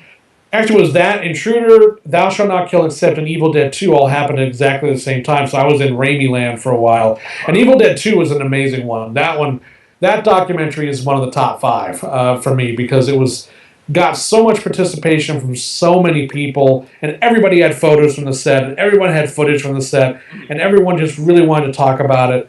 And it ended up being, and that movie was one of those special ones for me, like The Gate It Was For You, was Evil Dead 2 for me, and many others as well. Yeah. So that one was a real special project, and that turned out amazingly well. I was very, very happy with that. And then recently, the last couple of years, Halloween 3 was one that I was very, very happy to, because that was a bucket list one. I was like, that's one of those movies, again, never gotten the respect it deserves, misunderstood. I really want to give some attention to that. So getting to do that, I mean, it's just, I haven't even updated my website. I haven't had time to actually update my website since early 2012. Yeah. And so there's at least 3 pages of stuff that's just not up there because I haven't had. Yeah. And if I go back and I look at the list of stuff I've done, it's like, oh man, it's such a daunting task. I don't think I ever want to update my website now because this is going to take fucking forever for me to get through all this stuff. Yeah, it was a bit of a homework assignment doing research for the interview. I feel bad for you, man, because I wouldn't want to. I mean, Phantasm 2, that was another great one. Getting to work with Don Coscarelli. And again, everybody contributed to that. Terror Vision was a real fun one. Yeah. Texas Chainsaw 3D, that was a Lionsgate one that came to me, and I had wonderful behind-the-scenes footage and got to do a great commentary track with the Chainsaw alumni that were in that movie. Oh, wow. Like Gunnar Hansen, and they're all in a room together in Atlanta for a convention. Yeah. And we just shot the shit about everything. Mm-hmm. It's like, just have a room with those 4 people together. Yeah. It's like, who cares what we talk about? Yeah. Just shoot it. Yeah, so I got to do that. Day of the Dead last year was a big deal. Yeah. That was a wonderful opportunity. Got to do a full-length documentary. It's Romero, so it was like I blew my brains out on that one just because it's Romero. How could I not? And, God, what else is there? I mean, there's been so much other stuff, and this year's cranking up big time. Yeah. With a whole bunch of stuff that's coming out, Screen Factory and Synapse. With Curtains and Prom Night for Synapse, those were real bucket list ones too for me because Curtains was one of those ones that scared the shit out of me as a kid. Yeah. With the ice skating scene and the hag mask, and getting to see Don restore those from the original materials, which we couldn't find right away, was really an amazing thing. And getting to document those, I mean, it's been great. And then right now I'm in the middle of about 7 projects. Do you take a vacation? What? No. No, God, no. I don't think so. There's no time for that. There's no time for vacation. There's not. I mean, technically, I guess I went on vacation to Indianapolis for the Days of the Dead convention recently. Yeah. But I shot 6 interviews while I was there, so it was a working show. So it was like, I don't. Vacation, I'll relax later. Yeah. Well, 2012 saw the birth of Scream Factory, the horror cult offshoot of Shout Factory. Yes. So that really brings us up to speed here. This brand, as well as countless releases coming from other labels such as Synapse, Severin Films, Code Red, Scorpion, and many more, has really ushered in a new renaissance of genre home entertainment that many would say even exceeds the Anchor Bay days. Would you agree with that? It's different, but I would say it's comparable. Yeah. I mean, the studios. What happened was that DVD became such a big thing. The studios didn't want to license anything anymore because they were like, even if they weren't going to do anything with it, it was like it's an asset. It's ours. No touchy. Yeah. I mean, they were just like they didn't want to do that. Now the market has sort of balanced out. It's not what it was just a few years ago, and Blu-ray certainly isn't. I mean, it is. It's a growing. It's actually, I think, continues to grow, but it's not going to ever be what DVD was. And there's titles that the studios know they're never going to bring out these things on Blu-ray. So now they're more willing to license these things out because, from their perspective, it's like we're never going to touch this, and we don't want to mess with it. But you might as well have it out there and generating some revenue on it. And that's allowed companies like Screen Factory and Scorpion, I think, is doing some stuff with Kino Lorber right now. They're getting a lot of MGM stuff. So there's a lot of opportunities and a lot of licenses that were tied up for 10 years previously are now coming around again. So they're coming back out through other labels, and that's great. I mean, Synapse has got Suspiria coming back out, which is going to be an amazing restoration, and Don's hard at work on that already, and Scream's got a load of stuff coming up. And I'm working on that. They got that big Halloween box set coming out, which is going to be, that was a major undertaking, but... So yeah, it's going to be great. It's going to be great. Speaking of Halloween, your first of many contributions to Scream Factory's growing library were for Halloween 2 and Halloween 3. Although you worked on them, are you still, as a fan, in awe that those 2 films, in particular Halloween 3, have finally received their due on home video? I'm very happy about that. That was a big thrill for Halloween 3 for me because it was like, that's one of those movies that's gotten shat on for years, because it's not Michael Myers. No, it's not fucking Michael Myers. Yeah, blow me. At the end of the day, they tried doing something different, and for a variety of different reasons, it didn't connect with the audiences, and it's gotten this stigma over the years because they view it as this big failure, and because it wasn't Michael Myers, it must have sucked. Well, just because Michael Myers is in your movie doesn't mean you got a good movie. I hate to break it to you. And also, it was a really neat idea. I think the problem was Michael Myers was just too popular already. Halloween 2 had come out and done well, and even maybe without Halloween 2, Michael Myers was just such a formidable and such a memorable presence in Halloween that people just wanted to see more of him. And so who knows if that anthology concept they kind of came up with for Halloween 3 would have ever worked really at all. But still, it was like, don't bash them because they wanted to give us something new and original. Jesus, there's a shortage of that. And the movie's fun. I love that movie, in spite of the fact that I don't know if half of it really makes sense. It's just, if you are really surrendering yourself to that story, you are just in for a ride. It's got a great atmosphere, and it's got a really interesting vibe to it that no other movie from that time period has. It's got one of Carpenter and Alan Howard's best scores. Yeah.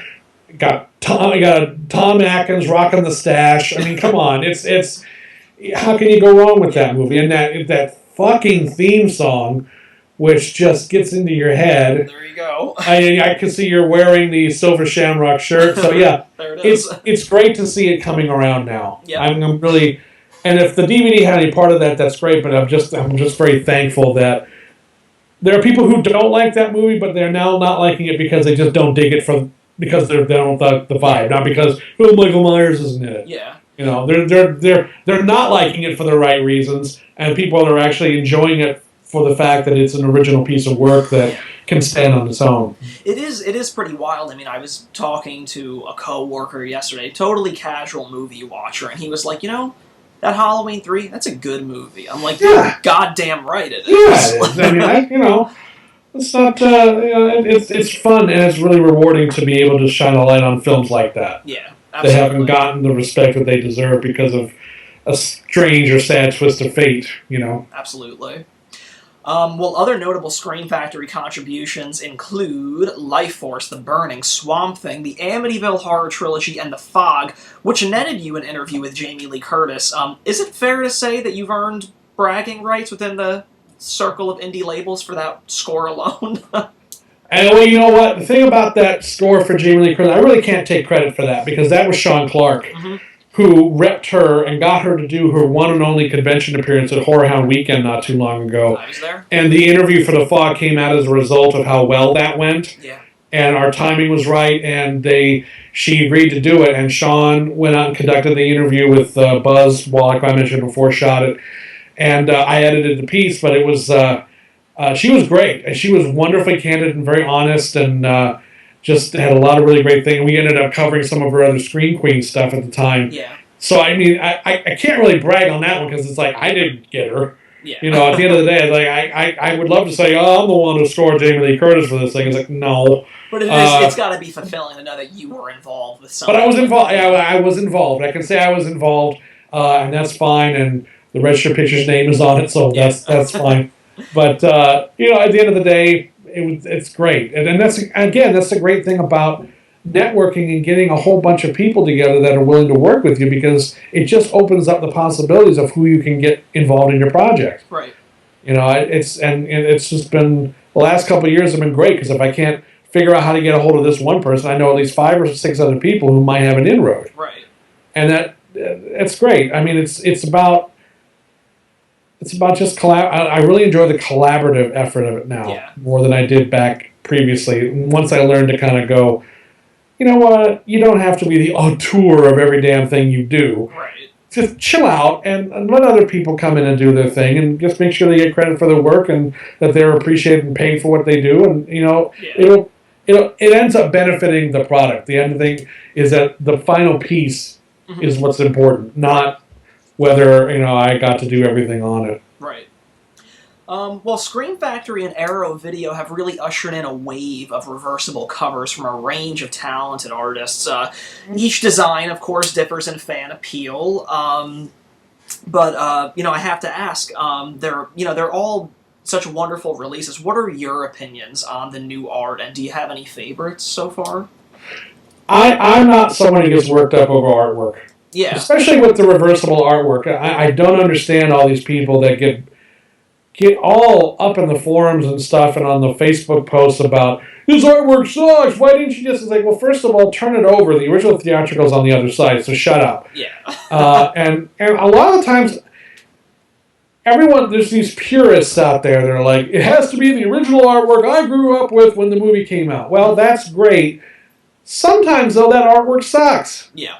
Right. Sometimes the artwork from back then wasn't very good, or it was good artwork for a theatrical poster, but it makes for a lousy DVD cover. Yeah, right. It's kind of like translating something from comic to movie. Just because it works in one medium does not mean it works in another. Right. So, I'm not saying there haven't been shitty covers out there, like Night of the Creeps, for example. I mean, there's been times where I go, oh, Jesus, really? Yeah. But I don't understand the people who complain about the Scream Factory covers. If you don't like it, turn it around with the theatrical artwork that you love, and And at the end of the day, how much are you going to look at this thing? It's going to sit on your shelf. Right. I don't, to me, that is such an issue not worth getting worked up over. And the amount of shit that Scream Factory has taken over that, I think it's really kind of embarrassing. I think it's just like, they're going out of their way to really dress these things up. And yeah, have there been covers I've liked more than others? Yeah. But I can't think of one that ever made me go, I'm not buying that. Right. I mean, it's interesting. I know, obviously people's tastes are different from others, but, there's just certain, when people dismiss certain covers just on the basis alone, I tend to take second looks at them. Like, one of them, a perfect example of them is Jeff Zorno's work on From Beyond, where people, I think a lot of people got caught up in the likeness. Like, that didn't look like the actors and stuff, and I'm like, let's look at this from an artistic standpoint. Yeah. Personally, Zorno, he knocked it out of the park as far as the tone and the color scheme of that movie. Right, when I looked at that, I was like, that's From Beyond to me. I don't know, it might not look exactly like them, but, that is over the top, it's wacky, it's got these purples and pinks, that is what I think of when I think of From Beyond. Yeah, and at the end of the day, that's kind of how I feel about it. When I look at the cover, I go, yeah, that's the movie. Mm-hmm. As long as it meets those criteria, I mean, again, I don't really get that worked up over it. Yeah. I used to a long time ago, especially when I was at Anchor Bay, and I would see how a cover would start off really good and then get whittled down and destroyed through too many cooks spoil the broth type of thing. Right. And that would be frustrating. Or when you see A Night of the Creeps and you're like, really, guys? Yeah. Did you even watch this movie? Yeah. But with the Scream stuff, it's like, guys, if you don't like it, just shut the hell up. I mean, really, for me, this is not... The artwork is not something to go on internet and bash a company over, especially when it's just like... It's just icing on the cake. It's just icing, it's icing on the cake. And the fact that they're giving you the option anyway. Yeah. I like that. I mean, just going against the grain, whether, the comments are favorable or they're not. I just like that, them and Arrow Video, too. I like that they take chances and they try different artists and different techniques, because when you really look at them, I mean, again, it's always about the movie and the content, but when you look at them and you see all this, eclectic variety of different art, this just looks cool together as a collection. Well, yeah, I mean, they used to do that in the VHS days, too. They didn't always use the theatrical artwork. Sometimes they commissioned original pieces. Yeah. And, I mean, but, those are okay, apparently, with fans, but, no, you can't do that now. So it's like, oh, this has been going on for a long time. At the end of the day, as long as I look at it and go, okay, maybe this isn't my taste, but it's certainly the movie. Right. And at the end of the day, I can't think of a single time I've ever been like, oh my God, this is the worst thing I've ever seen. I'm going to write the company about this and get them to change it. Yeah. Artwork is not... That's not something that boils my blood these days that much. I gotcha.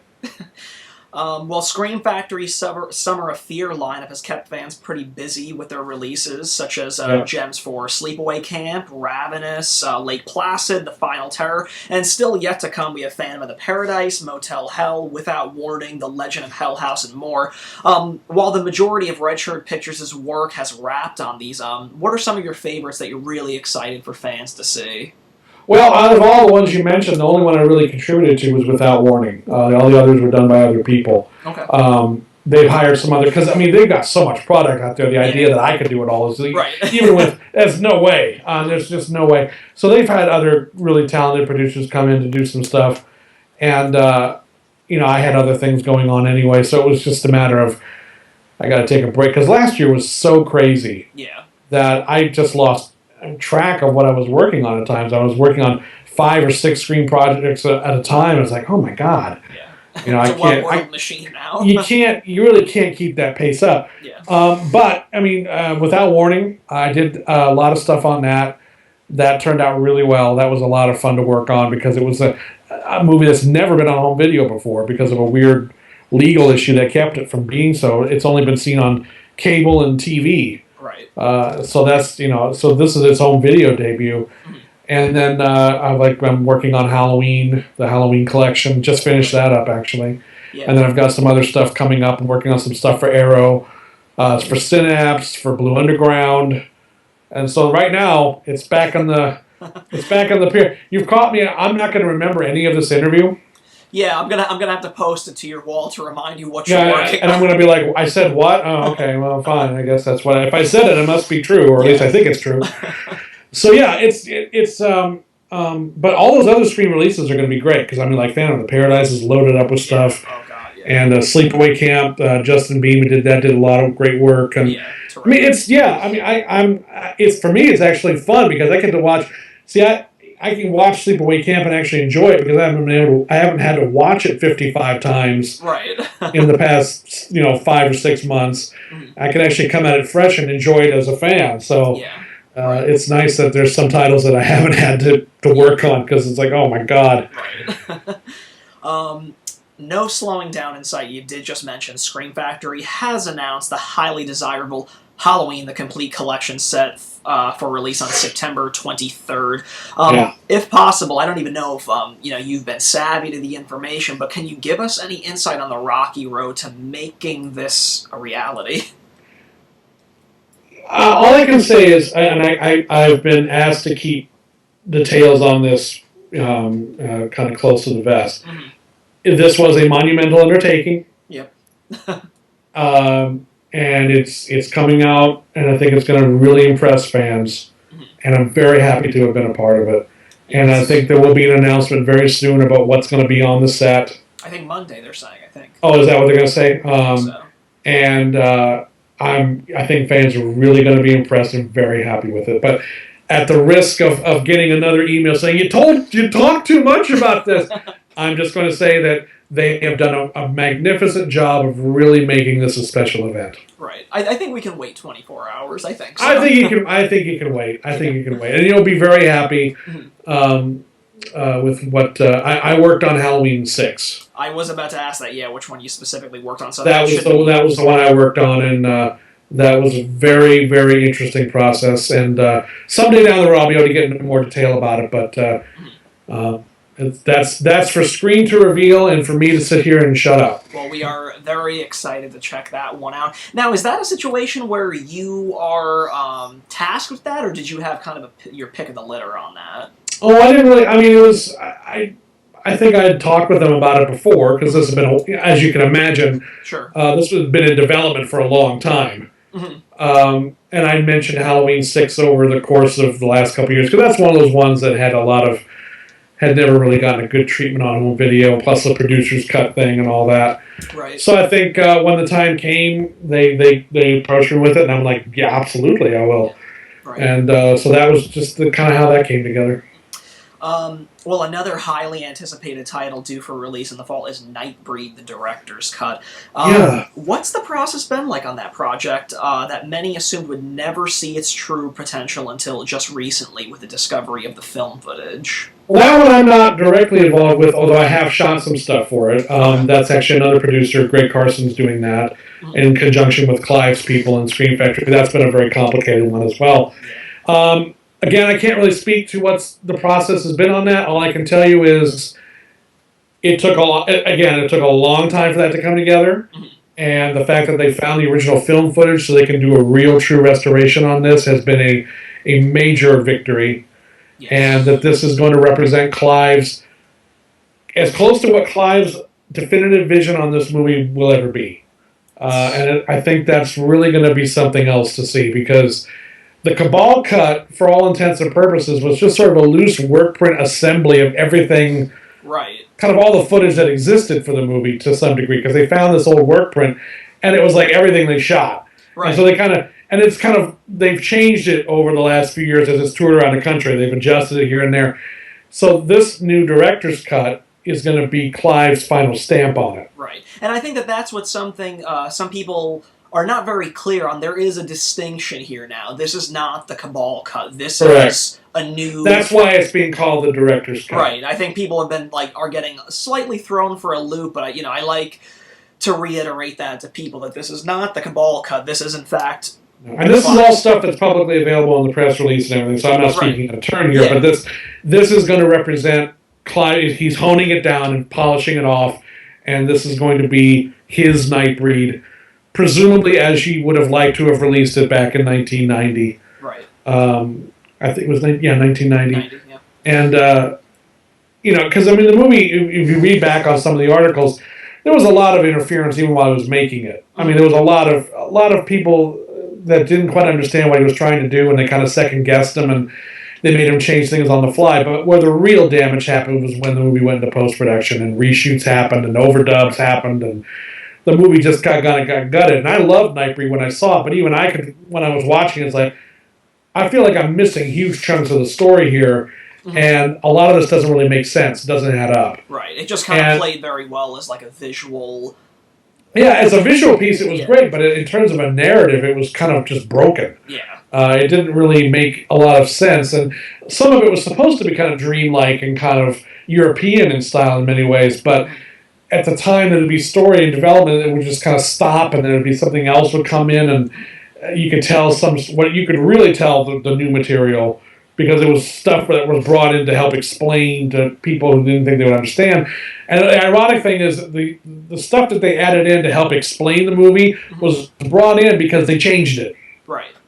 So it's like, okay, you created your own problems, and now you're creating new problems to fix the problems that you don't have a solution to. Yeah, exactly. But as far as the DVD project is concerned, I like I said, I can't speak authoritatively to everything that's been going on behind the scenes with that, but I will say that it is going to be a really special release when it comes out, and especially the limited release will have the theatrical cut on HD as well, just so for posterity's sake, and that's great. As a fan, I'm really more excited. That's great because I've been able to do some stuff for it, but I'm not the producer on it, so I get to come at this kind of fresh and like, oh wow, what did they do for it? You know, right? It's going to be a great release, and I think it's. I mean, I'm sure it surprised Scream. Clearly, with their new, they just added an extra 5,000 units to this limited. Yeah, I saw that. That was obviously the demand was higher than they were anticipating, which is great. Yeah, I love it. I mean, I do know that the pricing has been a bit of a controversy. Personally, I couldn't have pre-ordered that fast enough, because the way I see it is that this is not a practice that Scream Factory has really, This is like a one-off thing, it seems. Yeah, I mean, this is unprecedented in many ways. This is not something the amount of restoration that's going into this is a lot of work, a lot of time, and a lot of money. It really is. And also to include the theatrical cut from Warner Brothers, that wasn't an easy thing either, I'm sure. Yeah, absolutely. So there's a lot of cost and a lot of money rolled into this, and it's not that they're trying to gouge the fans, is that they're trying to do it right. But you got to look at being in my days at Anchor Bay, I know exactly how this goes. You look at, okay, here's everything we can do, and in order to make this work, here's what it's going to cost. In order for us to make this something where we don't go out of business, we have to charge this. Right. And that's what you do. Yeah. And so I'm sure that, I don't know, $80 or whatever they're charging for it, is not some arbitrary thing in there just to gouge fans. It's a matter of, there's so much money and time and effort sunk into this thing. If we don't charge this thing's a failure before it even goes out the door. Right. And that's just good business. Yeah. That's just smart business. And I don't have to defend Scream's decision on it. They don't need me defending them, but I understand that price point. And for me, it was like, oh, for that? Sure, $80, I understand. Why not? Give a shit. And, people need to understand, too. Like, I mean, it's Warner Brothers. Warner Brothers does not sub-license. This is, like, the golden loophole of all loopholes in Warner Brothers' catalog where they could include this. And I think that, I can totally sympathize with people that really subscribe to the whole limited edition factor, and they think that increasing it now to 10,000 is just unfair. You know what? You're never going to please everybody. Exactly. You're never going to please everybody. And we learned that at Anchor Bay back in the day. No matter what you do right, there's going to be someone out there to focus on what you did wrong or what you didn't do. Right. So at the end of the day, any company, Scream Factory, anybody, you just do what you think is the right decision, the best decision for the product and for your customers, and leave it at that. And if some people don't like it, then that's that, and the hell with it. You can't please everybody. And at the end of the day, I think as long as this product is everything it's shaping up to be, it's only up the limited edition amount, and so it's $80 or whatever. Who cares? These are not things you're ever going to think about once you own that. Yeah.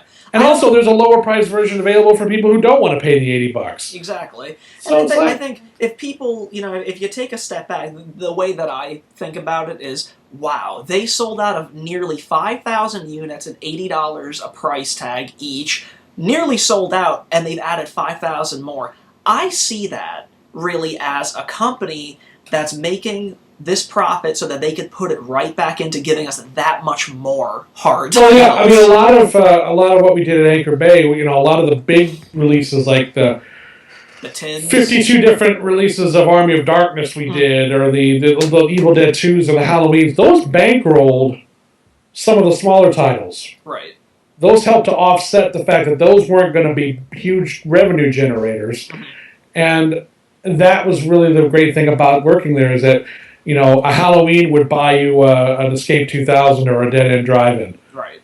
So that there's ways to look at it like that. And again, I don't know how Scream looks at it, but I view it as you put your money where your mouth is, and you make it worthwhile, and customers will show up. Right.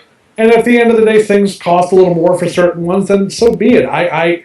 It's the whole industry seems to be shifting back towards it being a collector's market in many ways, and I like that. Yeah. I mean, back in the day, God, Laserdisc box sets used to cost $100, $150. I mean, and people made money for that back then, and that stuff was worth its weight in gold back then. It's the same thing now, and so it's just and it's always going to depend. I'm not saying if they were doing an $80 remaster of Rock and Roll Nightmare, that would necessarily make sense. But then again, you don't charge that for certain movies. You figure out where the certain value is and what effort you're going to be putting into it. Considering everything that's going into Nightbreed, I didn't bat an eyelash at the $80 either. Yeah, I wasn't. I mean, it makes sense, and while it is it's higher price than what you would imagine, but you're gonna see what you're paying for, I would imagine, once you get that release in the mail. Yeah, I mean, if you read the press release, and they did a really great press release where they detailed everything that's going into it. Yeah. It's like, oh wow, I mean, this is not just some little, rinky-dink special edition. This is a full-blown restoration of a movie that got back to the original film elements and everything. This is going to be you can see the dollar signs adding up just as you're reading the press release. So. Right. I mean, just go back and read that. If you really go back and read that press release, you'll be like, oh, you know what? Why am I complaining? This is something pretty important. Yeah.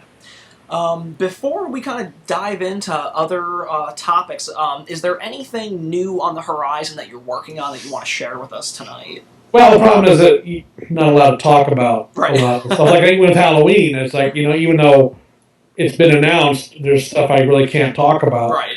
That's really for Scream to say. And we are doing curtains. There's several other Scream projects I'm working on right now, but they're not going to be announced for a while. Right.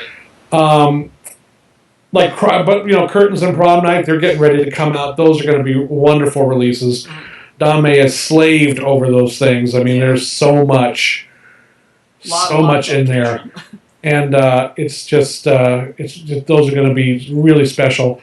And then I'm working on some stuff for Blue Underground for some of their upcoming titles, a couple of them.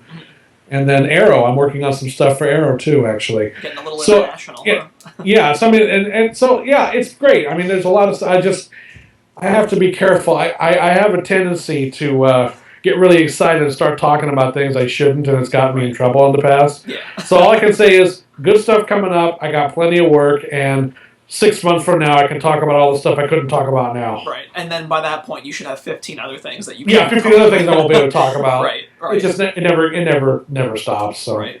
Well, we do appreciate it. Getting off topic a little bit from everything, your whole career retrospective, essentially. I just you're in the industry, and of course, first and foremost, you're a fan. So I'm curious, what are some of your favorite labels, and what releases have really, really impressed you this year? It's funny. I don't buy that many Blu-rays anymore, and it sounds odd coming from me. But I found a long time ago, I reached a point with my DVD collection where I was buying everything. Right.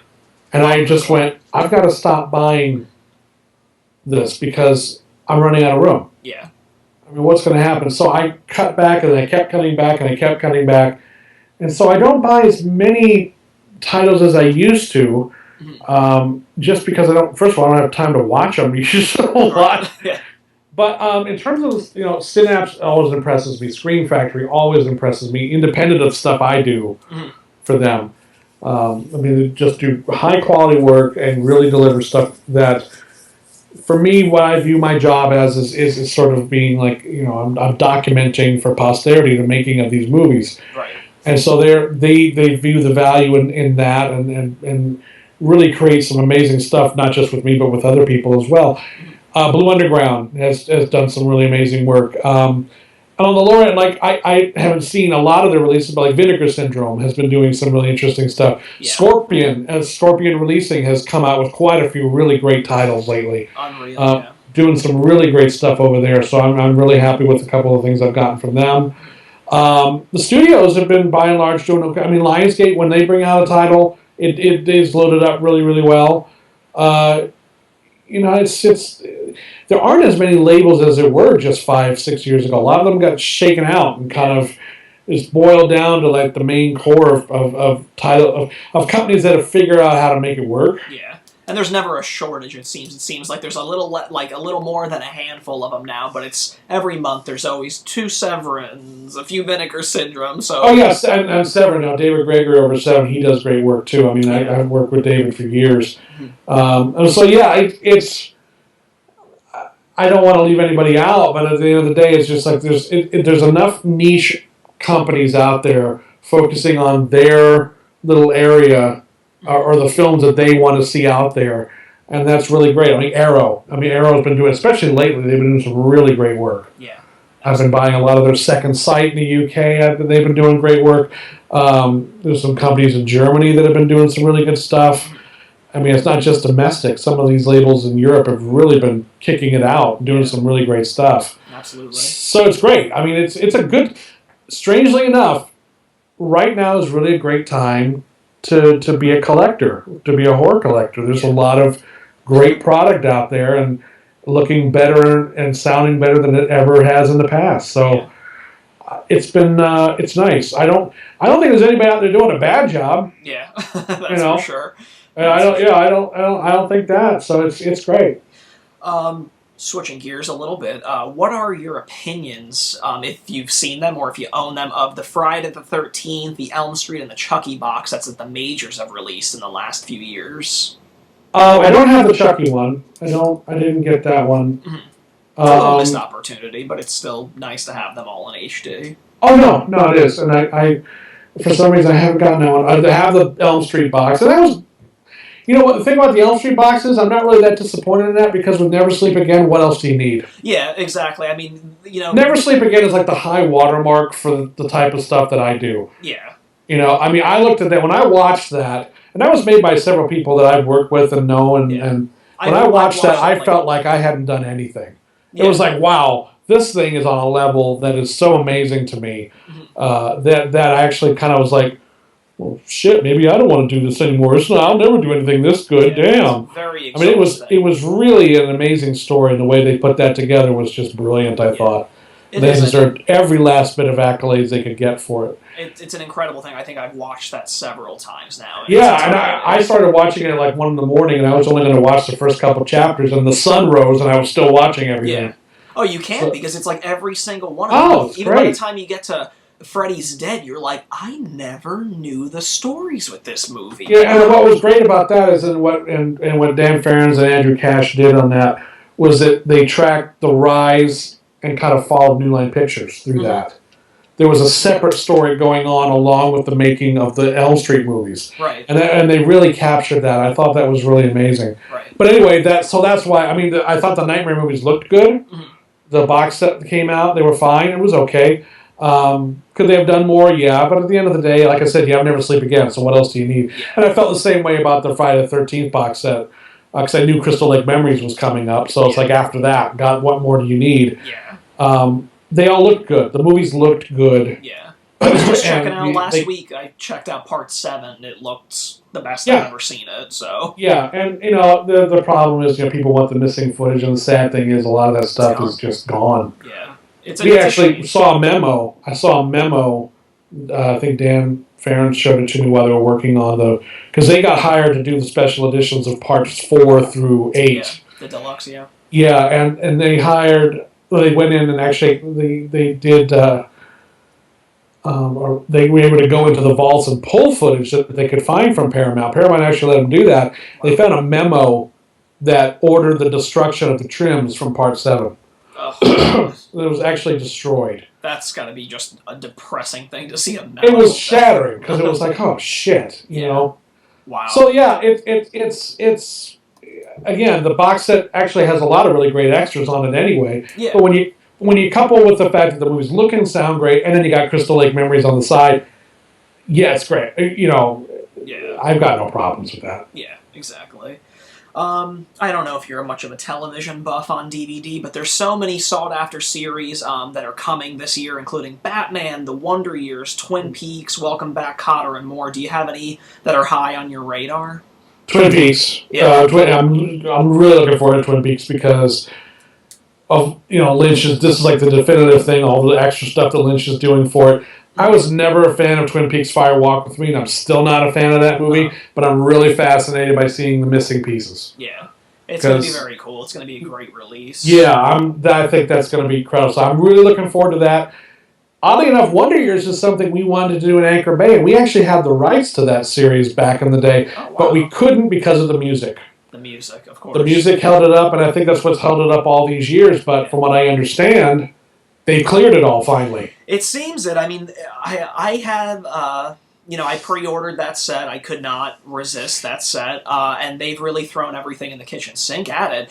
The press releases are a little misleading. I've asked them, so are we getting 100%? Because you would think if you had everything, you'd be like, all original music. Right. So they've kind of danced around it, but from what they've said, they've gotten 95 or even higher than that. So there's still time for them to get to that 100 mark. So I mean, and that's a hard series because the music so often in that particular show, the songs they used were so pivotal to the plots of the episodes. Right. Or they were so ingrained in what was going on that you can't just easily replace it with something else. Yeah, it wasn't just an arbitrary rock song playing in the background. It was a deliberate choice that meant something to that episode. So that's one of the reasons that one has been so difficult to put together. But I'm looking forward to that. I'm very much looking forward. And Batman, I mean, come on, after all this... The fact that the power, I wasn't sure if there would be Peace in the Middle East first or Batman would come out on Blu-ray or DVD, and the fact that Batman has come first is a little depressing. Yeah. But it's I'm glad to see it's coming out, and I'm sure it's going to look amazing. Oh God! So, did you see the teaser trailer? Yeah. Wow. It's just amazing. That's a colorful show, man. It's gonna really pop if they've done what it looks like they've done. I'm pleased. While as fans we've been waiting forever to see it. I'm just happy that they've managed to release it while we still have Adam West and Burt Ward with us. No kidding. Yeah, I mean that's. It's a shame that the villains are all gone. I mean, I think Julie Newmar's the only one left. Yeah, she's it. I mean, everybody else, Cesar Romero, Frank Gorshin. Yeah. Vincent Price, Burgess Meredith, they're all gone, man. It's a shame, yeah. It's a real shame, but it's great, and I think that they're gonna announce the features at Comic-Con, so. Oh, I'm sure, yeah. I know Scream's gonna have a panel there too. They're gonna announce a bunch of stuff, and it's gonna be interesting to see what comes out of that's the main thing I like Comic-Con for, is just the announcements of the stuff that's coming up. I just sit near my computer and I just wait for notifications. Yeah. What's going on. I wouldn't want to go there. I wouldn't want to be in that environment because it's too much. It's too many people. It's too.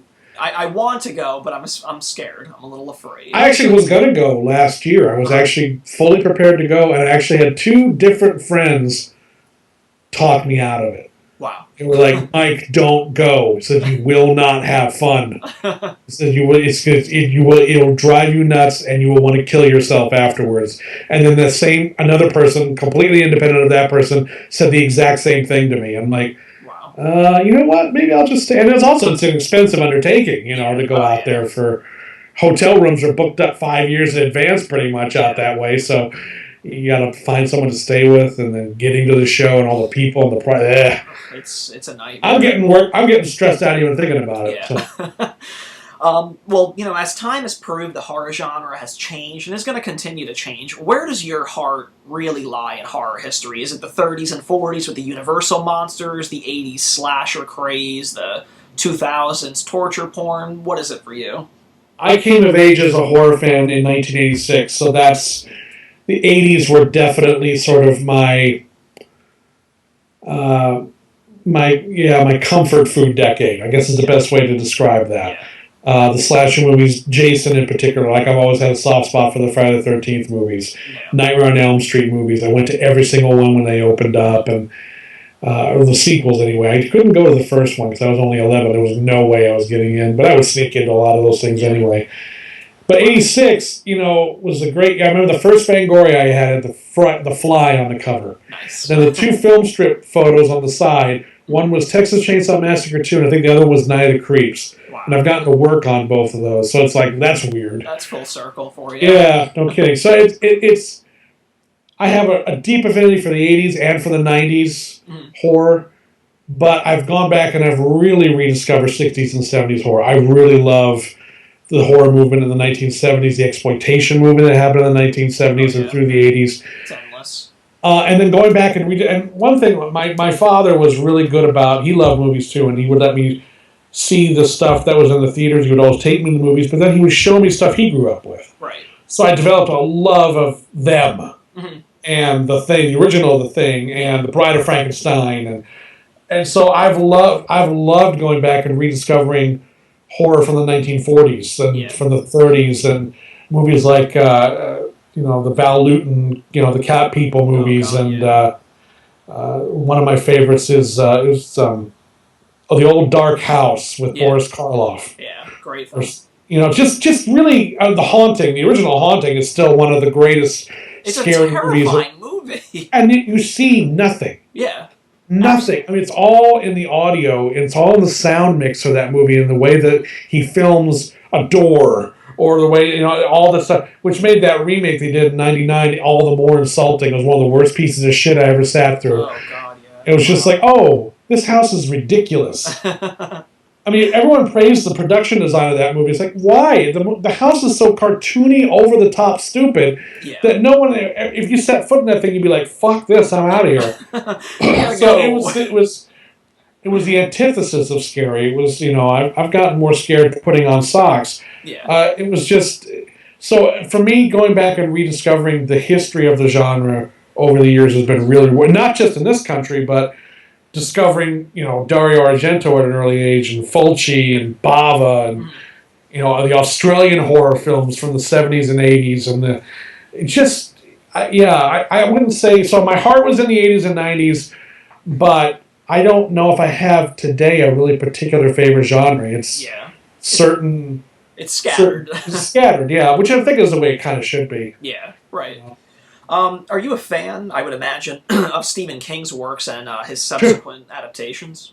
I've been a member of the Stephen King book club for 20 years. Nice. I still have my little skeleton keychain that came when I was inducted into that, somewhere around here. I think a foot's missing from it now, but I get his hardbacks I haven't read a lot of them lately because, again, I just haven't had time. Yeah. But I'll be a Stephen King fan for life. Yeah. And I've seen every movie, every TV show, every adaptation of his work that I can think of. A lot of the short films I've watched. Yeah.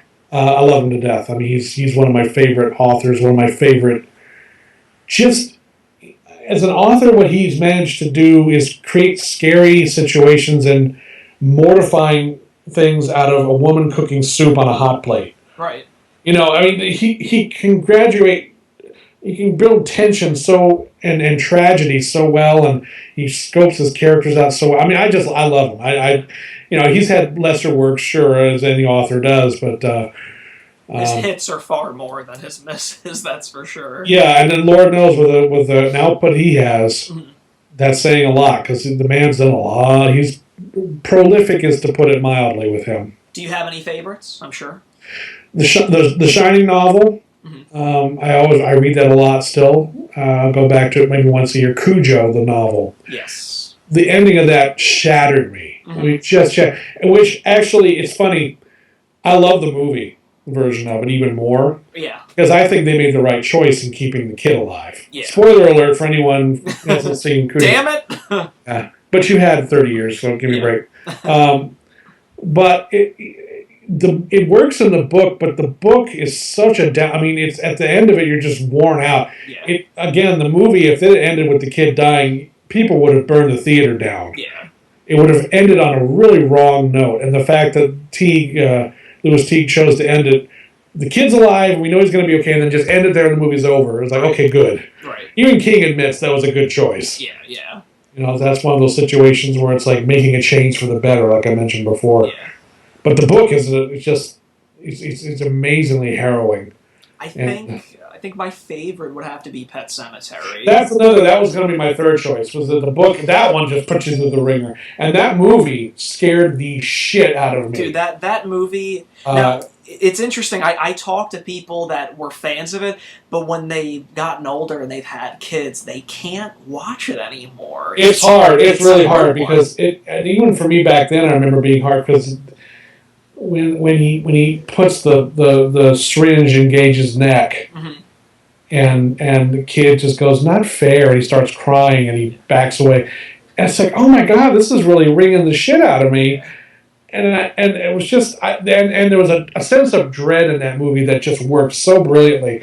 And it was a huge hit. It actually kind of brought Stephen King adaptations back to life again. Yeah. Because by '89 they kind of petered out because so many of them had been crap. Yeah. And then that one kind of came out of the blue and just scared the shit out of everybody. It's so fantastic, and I think that a lot of that is probably so attributed to him actually providing the screenplay for that. Yeah, and you know what? The movie, I've watched it again recently, and there's some issues with it. Some of the performances I got some problems with. Some of the dialogue's a little... But, so what? I mean, at the end of the day, it's a movie that if the atmosphere doesn't work, you don't have a movie, and they nailed that. Yeah. And it was just a very unsettling, and it was amazingly violent. I remember at '89, horror films were really getting cut to the bone and getting the shit kicked out of them and by the MPAA, and somehow that one got a lot of stuff through, and like, oh my god. Yeah.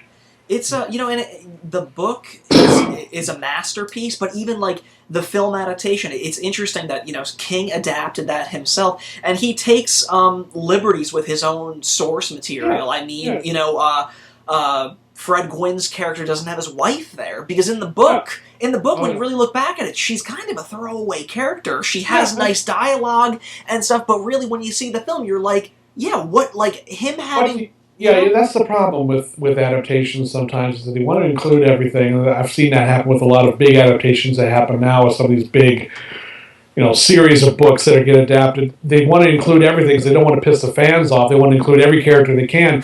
But the real smart filmmakers and the real smart adapters look at it and go, all right, you may be disappointed that some of these supporting characters aren't there, but there's not time for these people. Yeah. The story that we're telling on screen doesn't need these people. Right. Because it's just going to bloat the running time and it's going to throw the pacing off. So they have to make the hard decisions and go, what do I really need to make this story work? Right. And sometimes that involves, like Christine, where there's, Arnie had a brother in that book. And there's a whole lot of stuff in that book that's not in the movie, but the movie didn't need it. That movie, that adaptation did not need it. Yeah. They figured out, okay, here's what we need to tell this story. And but then Firestarter is extremely faithful to the book. It's almost exactly the book, and yet that movie bores the shit out of me. Yeah. So it's like, I don't know. Faithful's great, but at the end of the day, make a good movie first. Yeah.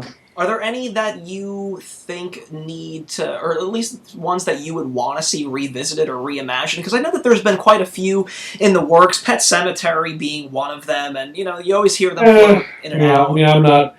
If they do another Pet Sematary, fine. I'm not a guy who gets... I like with DVD covers, I don't get worked up about remakes either. Yeah. Because it's like, okay, do another version, what do I care? I mean, I hope it's good. Yeah.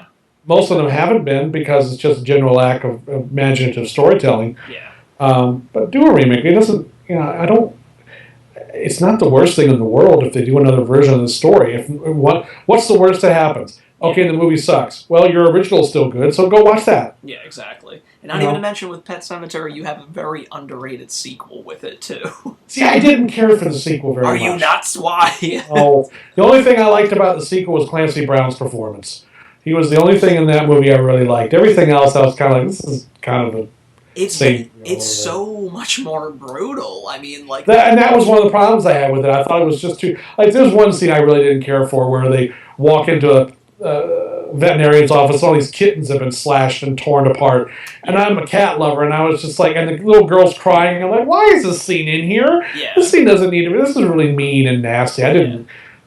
sorry, I'm not going to go with you on the Pet Sematary 2 thing, but... Oh, God. It's just like... There's just something about it where it plays with this very... nightmarish, grisly at times imagery in it that really like throws me for a loop. I think while some people look at it, they're like, oh, it's very different in tone and darker in tone than the first one. And I'm like, yeah, I kind of appreciate it for that. I mean, I always favor the first one without question, but there's just like, there's merits to the second one where I'm like, I kind of like that they went like so left field with it. Well, they tried something different, and that's fine. Yeah. I mean, but that doesn't always work for me. And that one, I just didn't. I didn't much care for, but there's. Hey, we all have different opinions on this. Believe me, there's stuff I like that people look and go, "Why do you like that thing?" Yeah. Hey, it still ends with a Ramones song, so that's. Hey, so yeah, at the end of the day, that's always good. We just lost the last of the Ramones, so. I know. Oh God, that gutted me. Just totally gutted me. It's really sad. They all left way too young. They did. They really did. It's crazy to think. They're so in the public conscience, but. God, their last concert was ~95. They never... No, they never really... They weren't out there actively promoting themselves, you know? Yeah. It's a shame. As a horror fan, were you a frequent watcher of horror host programs like Monster Vision with Joe Bob Briggs?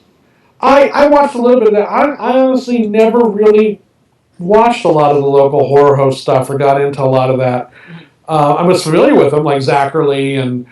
some of the other people. There were a couple, like when I was living in Charlotte during the time that I was kind of getting into horror, they didn't have a local program like that. Whereas if I had been up here in Cleveland or somewhere in Detroit at that time, I probably would have been exposed to a lot more of that. Right. So that's something I've kind of come into and appreciated later in life, but wasn't really part of my upbringing so much. Yeah. What are your favorite films, like genre notwithstanding? Oh God. I mean, it's like picking like your favorite person in the world. Yeah, I couldn't really do that. I mean, Raiders of the Lost Ark is like one of those examples of like perfect filmmaking I hold up, and that was a game changer for me as a kid because when I saw that, I was like 8 years old, and that was the first time I started paying attention to, who's the cinematographer or who's the composer, and I started looking at movies not as a cool way to spend a couple hours, but as something like, how do they make this? Even at 8 years old, I wasn't like forming complex thoughts, but I was like, what is this? This is different. I mean, and Raiders was the first movie to do that. Creepshow, Dawn of the Dead, those came after and really kind of brought me into horror and what George Romero does, and films over the years like, the works of David Fincher. Yeah. I'm a big fan of his. The Coen brothers. I mean, I love almost everything they do. And it's impossible for me to say. Yeah. Pixar. I'm a huge Pixar junkie. Yeah. Wow. So I think they're still some of the preeminent storytellers of our day. I mean, Finding Nemo is one of my favorite movies of all time because when I went to the theater to see that, and I saw it like 8 times, I just delved into this world that they created. I felt like I was under the water with them. Yeah. And the stories they told were just so amazing. Yeah. And I just love them, and I like all kinds of movies. I like everything from a big budget action extravaganza like the Marvel movies have been really high quality, great productions, to like something like a Kurt Vonnegut adaptation like Mother Night from 1996, which criminally no one has ever really seen, but was one of the best movies made in that decade. Yeah. And I'll take them from anywhere. Yeah. I just watched Life Itself, the Roger Ebert documentary. Yeah, I've been hearing great things about that. It's brilliant. It's fantastic. Mm-hmm. And what I liked about that is that Steve James, the guy who did Hoop Dreams, he's not afraid to say, this is Roger Ebert, faults and all. Yeah. And he's not going to hide, he's not going to do the reverential treatment of the man. Yeah. It's generally favorable because Roger Ebert was a generally really good guy that people really liked, but he wasn't all sunshine and rainbows. Yeah. And his life was not all sunshine and rainbows. And there's some really hard stuff to watch in there because it's like, oh my God, what he went through in his last couple of years. Yeah. Oh God. I don't know if I could do it. I mean, so documentaries. I love Werner Herzog. Werner Herzog is like one of my favorite filmmakers of all time. Yeah. And whether he's doing a narrative feature or a documentary, I'm there for whatever because I never know what I'm going to get from him. Interestingly, I've never seen any Herzog films. Oh, I gotta check them out. I know. I'm excited for the Shout Factory box. That's going to be a good. That you'll get a good sampling of what he can do because he's so eclectic and so original and so unique, and he has such an original vision. And he can do something like a documentary like Lessons of Darkness, which is almost wordless, and then he can do something like Bad Lieutenant Port of Call New Orleans with Nicolas Cage, which is this crazy psychedelic kind of weird ass movie. That movie. I know. I didn't realize he directed it. Yeah. Totally trippy. Totally trippy. Yeah, and he was one of those directors that knew how to use Nicolas Cage right. Yeah. I figured out, I'll tap into his excesses, but I'm going to make a movie that can handle that. Yeah. So he's great. He's one of my favorite. I mean, I could go on for hours.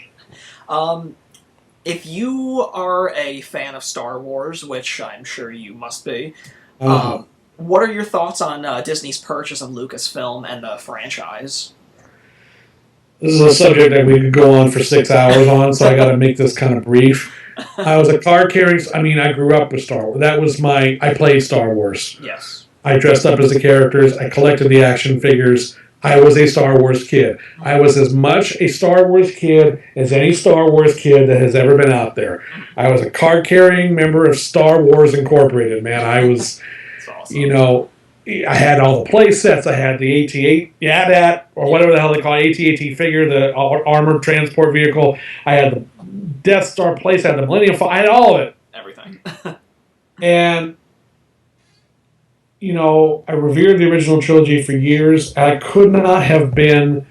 I was one of those guys that camped out overnight to buy tickets for Phantom Menace. I was one of those guys that stood in line for 10 hours on the day to go see it. Yep.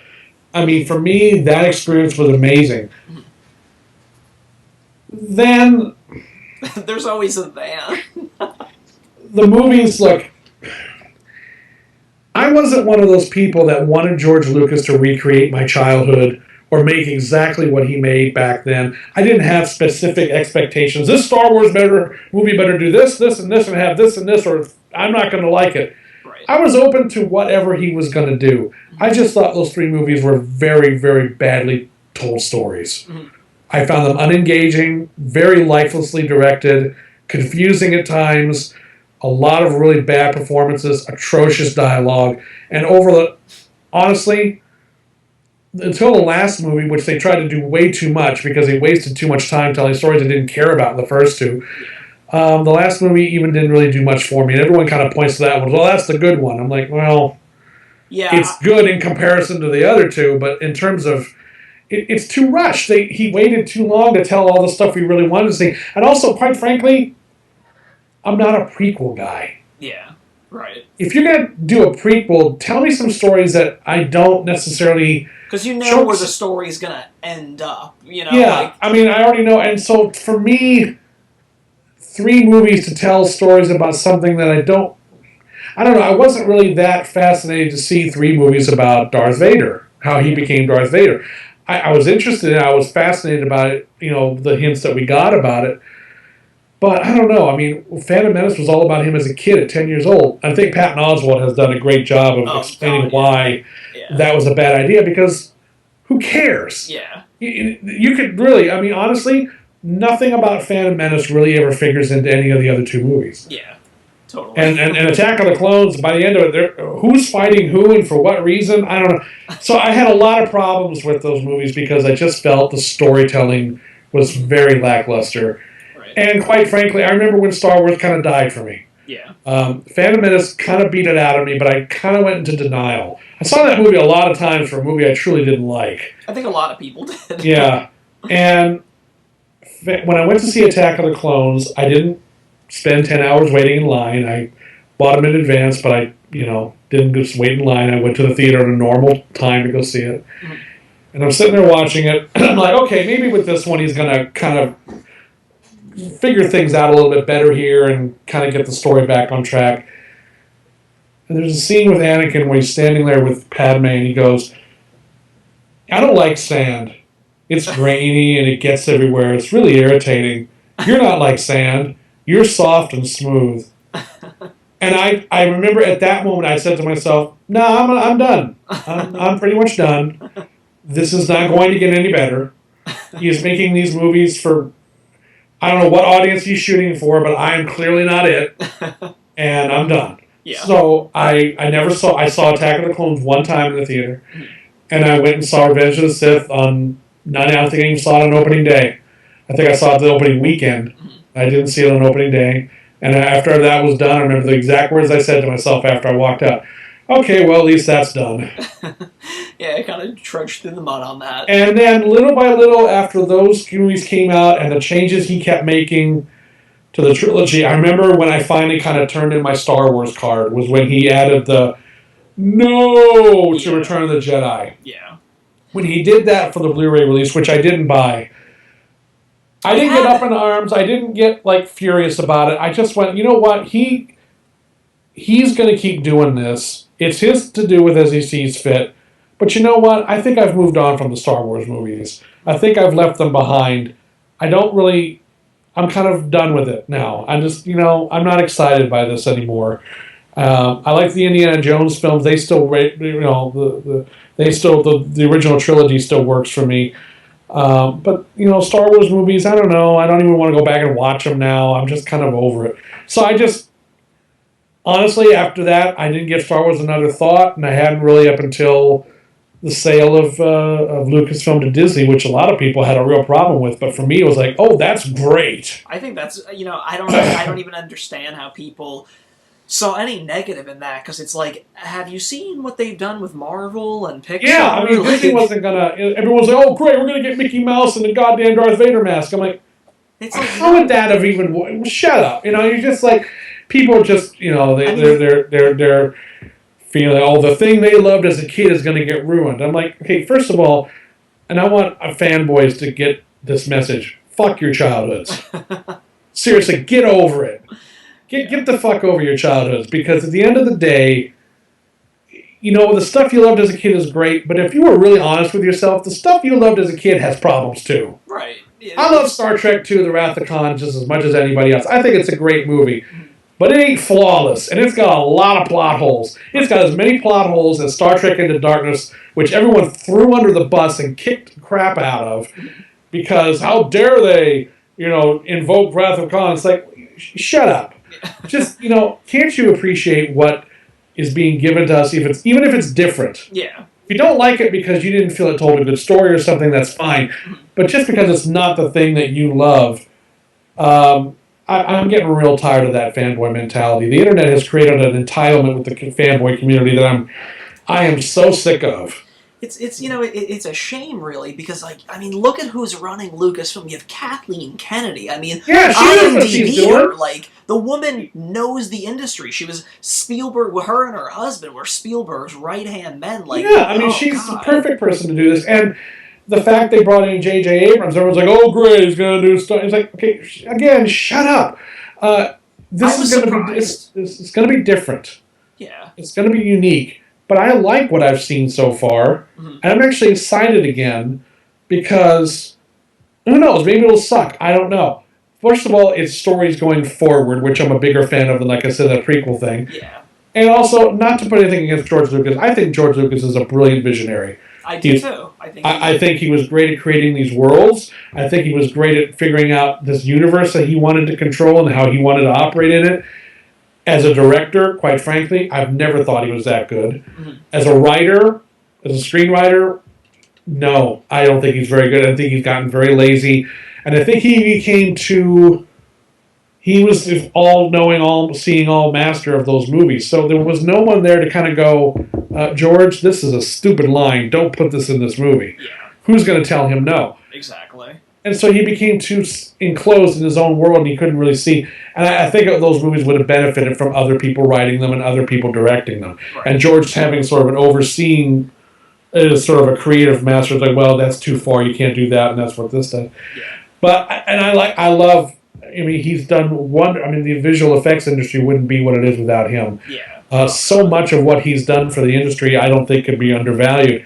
So I have no problem with George Lucas, other than the fact that, yeah, I wish he'd leave the fucking Star Wars movies alone. I think a lot of the special edition changes were unnecessary, but at the end of the day, all right, it's your movies. You can do what you want with them. I am hearing, though, there are a lot of rumblings, as I'm sure a lot of people imagine they would be, but I think Disney will be putting out the original trilogy. Oh, of course they will. Yeah, of course they will. At some point they will, and I will buy them. Yeah. I will absolutely buy them, because at the end of the day, I would like to have the movies that I grew up with. That's, as a personal thing, I love those movies, and they mean something to me, and I would like to have them as they were. I don't say that the special editions shouldn't exist. That's fine. And I understand what he was trying to do. He was trying to meld them together with the new thing he was doing. But, I think having those originals preserved in a nice HD restoration is important. Yeah. And I'll gladly sign up for that.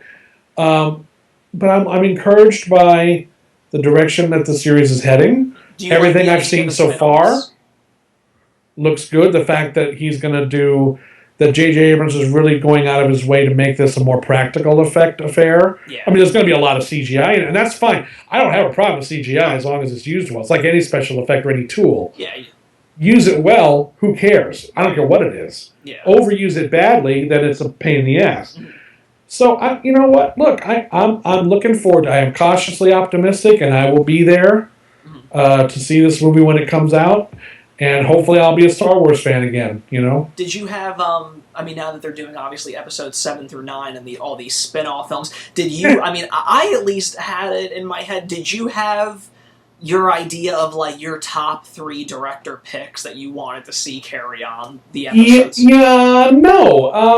Sort of. Abrams actually was, I thought, a really good choice, and I hadn't really considered him because he was on Star Trek, so I thought, well, they're not going to hire him to do. I heard his name early on, and I'm like, yeah, they're throwing that in because, he's an A-lister. They have to name him as a potential. And I thought he did a great job visually with those Star Trek movies. I loved both the new Star Trek movies very, very much. Yeah, he handled them great because I think he handled them not from a fanboy mentality. Right, and visually they're epic-feeling movies. They're really big films, and I like that. Mm-hmm. Not that I'm saying, I'm looking forward to hopefully seeing the third movie go into more of an exploratory kind of thing, not less of a revenge-driven thing. Yeah. But I really love what he did with these, so I'm looking forward to seeing him bring that to Star Wars. I think that's going to be a really interesting fit. Yeah. So I would have picked him. I would have picked... Rian Johnson's doing episode 8. Rian Johnson was a great choice. I had not even thought of him. Yeah. But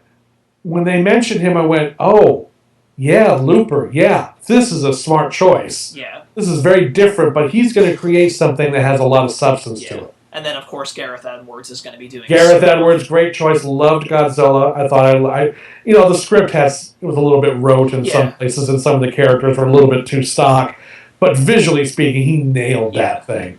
I did have choices, and I was kind of surprised. And I thought that they were, considering that this was obviously now owned by Disney, I really thought long and hard about it. And in no specific order, my top 3 picks were Brad Bird.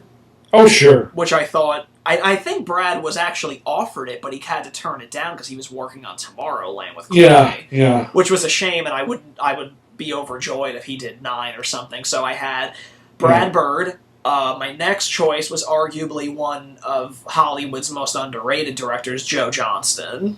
Yeah, and especially coming off of Captain America, I would have exactly it would have made sense to hire him for that. Although I can see maybe why they went with someone else for that. Yeah, he has the early, because he was very. He's been there the whole time. He's been through the whole thing. Johnston, though, I can see why they wanted to go with someone who maybe... I don't know. I can see why they didn't go with Johnston, although... Because I think Johnston's real... I don't know if I would have been so excited for him on a Star Wars movie, but I remember being really excited when they hired him for Captain America. Yeah, because the Rocketeer. I love The Rocketeer. Yeah. And I really liked that movie a lot, and I thought, okay, it's a World War II comic book movie... And he's going to be doing it on a much bigger scale with a lot more support. Yeah. This was a very, very wise choice. Yeah. And it made a great movie. It was up until The Winter Soldier, that was my favorite Marvel movie. Same here.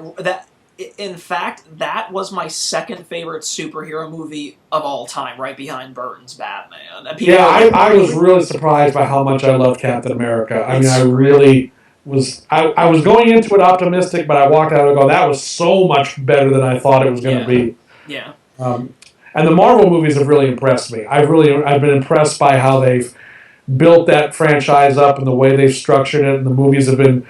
I've liked all of them. Yeah. And I've liked some more than others. And I'm really looking forward to Guardians of the Galaxy. I'm really excited by that one. Every early buzz I'm hearing is that there's people that are literally saying this is the best Marvel movie yet. And it looks distinct. It looks different. I have to give them a lot of credit for doing this one because this is not a sure slam dunk. No, but if it is, sky is the limit. They can do anything after this. Absolutely. If you can have a wisecracking raccoon with a machine gun work in your movie, you can pretty much do anything after that. Yeah, I'm really, and that's coming out in a few weeks. I'm really looking forward. That's been sort of the movie of the summer for me to look forward to. That and Dawn of the Planet of the Apes. Yeah. My third choice was actually Gore Verbinski. I thought that. You know what? Let me tell you something about Gore Verbinski. I've liked that guy from the beginning. I love Mouse Hunt, his first movie. Mm-hmm. Really fun. The Mexican was okay, and I enjoyed the first Pirates. The other ones got a little off track for me. Yeah, but the third one, they're very convoluted, but I have to say... Visually speaking, they're gorgeous. Unbelievably. But I'm going to say this right now, for anyone out there who's listening, give The Lone Ranger a chance. Oh, I've been saying that since release day. Give The Lone Ranger a chance. That was my favorite movie of that summer. Yep. I thought that movie was so much fun and so brilliantly realized that, and it has a great sense of humor.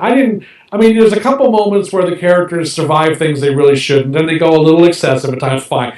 But you know what? It was a work of true directorial vision, I felt. This was like, I really felt that the guy who did Rango did this movie. I felt the guy who did Pirates of the Caribbean did this movie.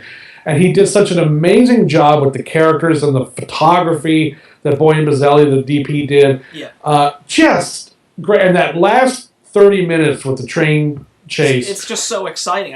Great. And I love the performances. I thought Depp was great. I thought Arnie Hammer did a great job as the lead in Lone Ranger. That was one of those movies when after I saw it, I went, what the fuck is everybody throwing shit at this movie for? It's just people... It sounds so like, they murdered that movie before they saw a frame of it because it was $200 million and it was Johnny Depp with a bird on his head, and it's like, you know what? People just don't know how to escape anymore.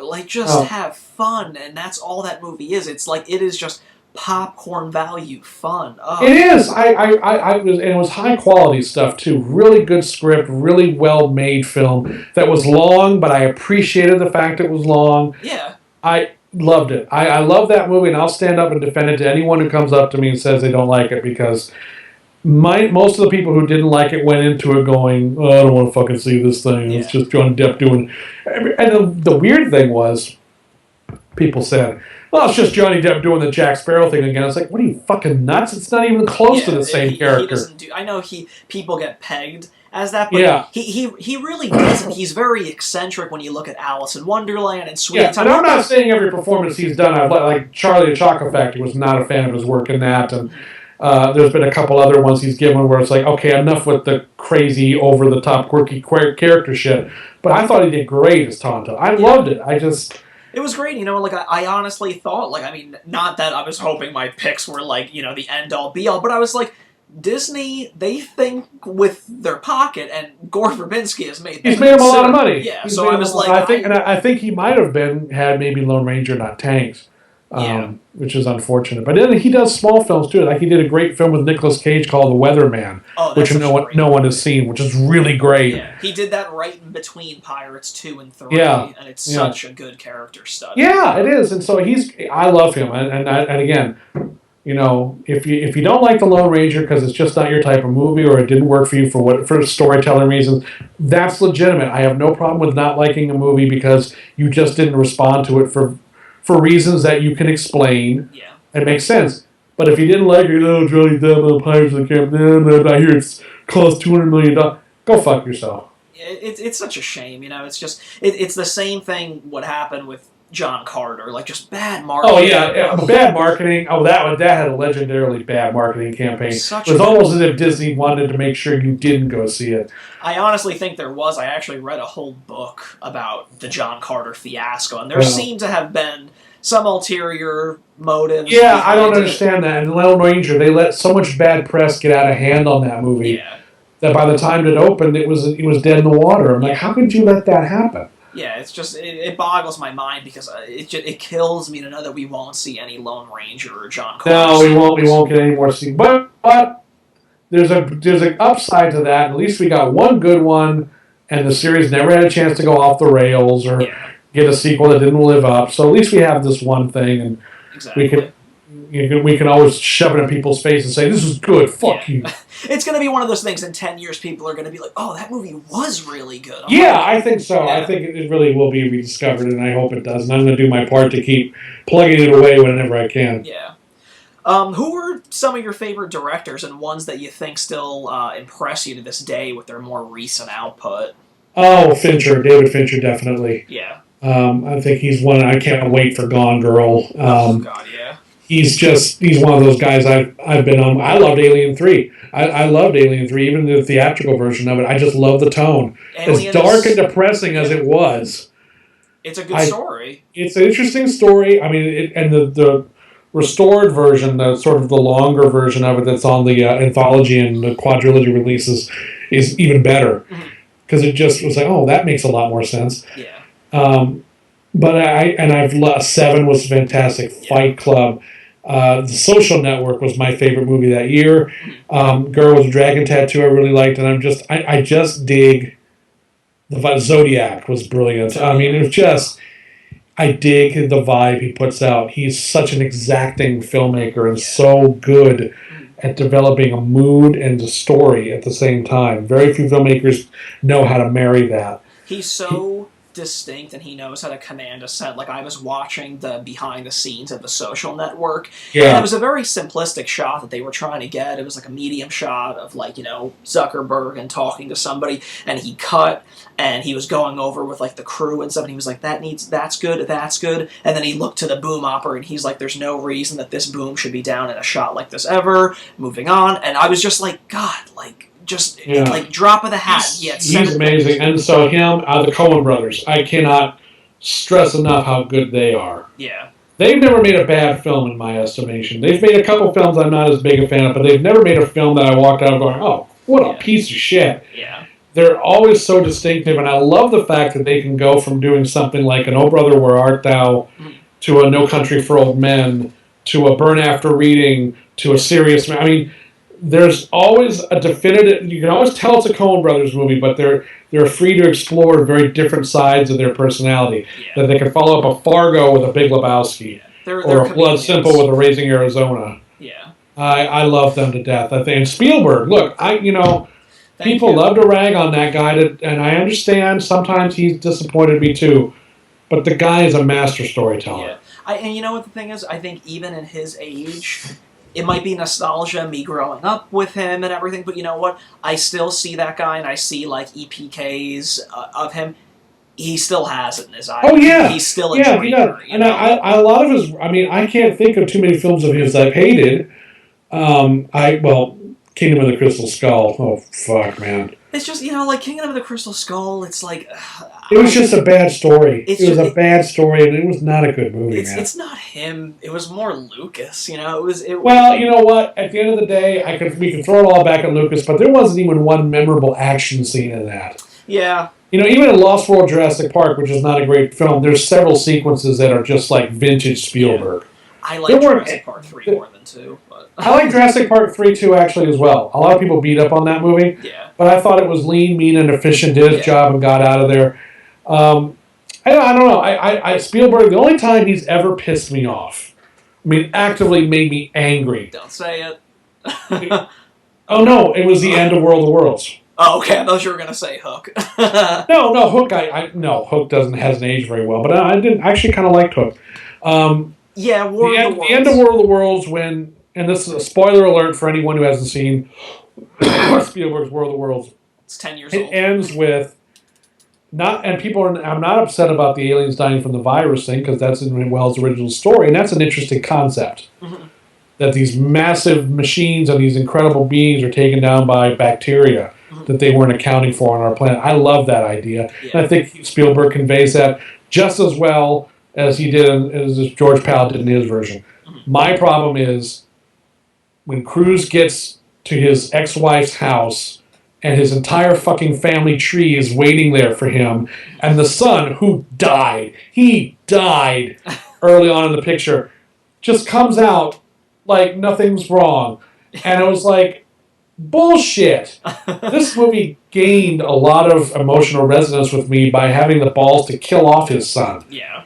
All bets are off. This was a movie that time and time again was showing you just like, okay, you want to see what an alien invasion would be like. People are going to die. Yeah. And it really brought a lot of resonance to Tom Cruise's actions in the latter half of the picture because now the stakes were raised. Yeah.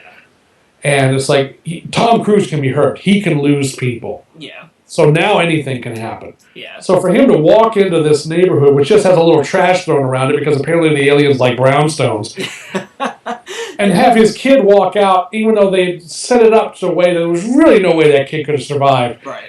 I was just like, I remember in the theater, I was sitting next to a friend of mine, and I just said, oh, fuck you. And I have not been able to watch that movie again since, and even though I really liked it, up until that, I just thought that was a major cop-out. It's a shame, and you know, like I really like when he works with Cruise too, because I don't my care. early report was terrific. Cruise, I don't care what people say. You can say he's a nutbag in his personal life. He is one, if not the most consistent actor in Hollywood. What I've always admired about Tom Cruise is that he challenges himself. He does. Works with really interesting directors. He pushes himself as an actor. I mean, this is a guy who's worked with Scorsese, Paul Thomas Anderson, Kubrick, Steven Spielberg. I mean, this is not a guy who just coasted on his smile and did Cocktails 2 and 3 and 4. Yeah, exactly. You know, and so I admire him for that a great deal, and I have grown to really appreciate his performances over the years a great deal. Yeah. So yeah, I could go on forever. He's great. I mean, and you know, like with Spielberg, he's a, like you said, he's a master storyteller.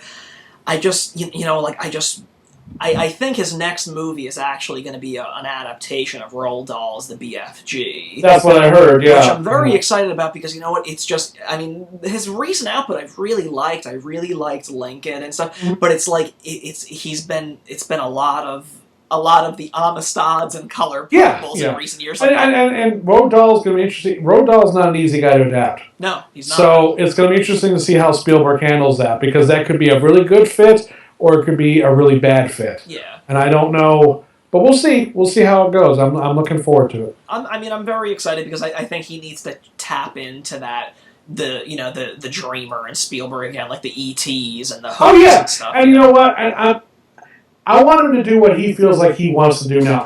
I think one of the problems with Kingdom of the Crystal Skull for me is it felt like he didn't really feel like making that movie the way that I think he had kind of moved past Indiana Jones to some degree. I felt like he was on autopilot with that. Yeah. And I don't want Steven Spielberg on autopilot. Mm-hmm. If you great, yeah, we all want another Indiana Jones movie. But you know what? If you don't want to do an Indiana Jones movie, then I don't want to see an Indiana Jones movie. Yeah. You know, and that was what I felt. I mean, even with Last Crusade, which I had some problems with, the father-son stuff I could tell he really cared about. And that's the heart of that movie. And that stuff really, really works. Yeah. Whereas with Kingdom of the Crystal Skull, I sat through that going, I don't know what anyone's trying to do here. Yeah. And I don't, it's going to be interesting because I know Harrison Ford has a clause in his Star Wars contract that another Indiana Jones has to be on the docket, whether it happens or we'll not. See. I don't even want to go over. I don't even know. Yeah, well, it'll be interesting to see if that happens. To see Spielberg. I mean, Disney distributes DreamWorks titles. Right. But it would be interesting to see Spielberg work for a legitimate Disney film for once in his career. Yeah, who knows? We'll see what happens. Yeah. Just wrapping up at the end. There's the next few years we see a lot of highly anticipated films like Terminator, Jurassic World, Avengers, Batman vs Superman. Mm-hmm. What are you most looking forward to? God, I don't know. It's overwhelming. It is. There's a lot. I mean, Star Wars, I would say definitely the next Star Trek I'm definitely looking forward to.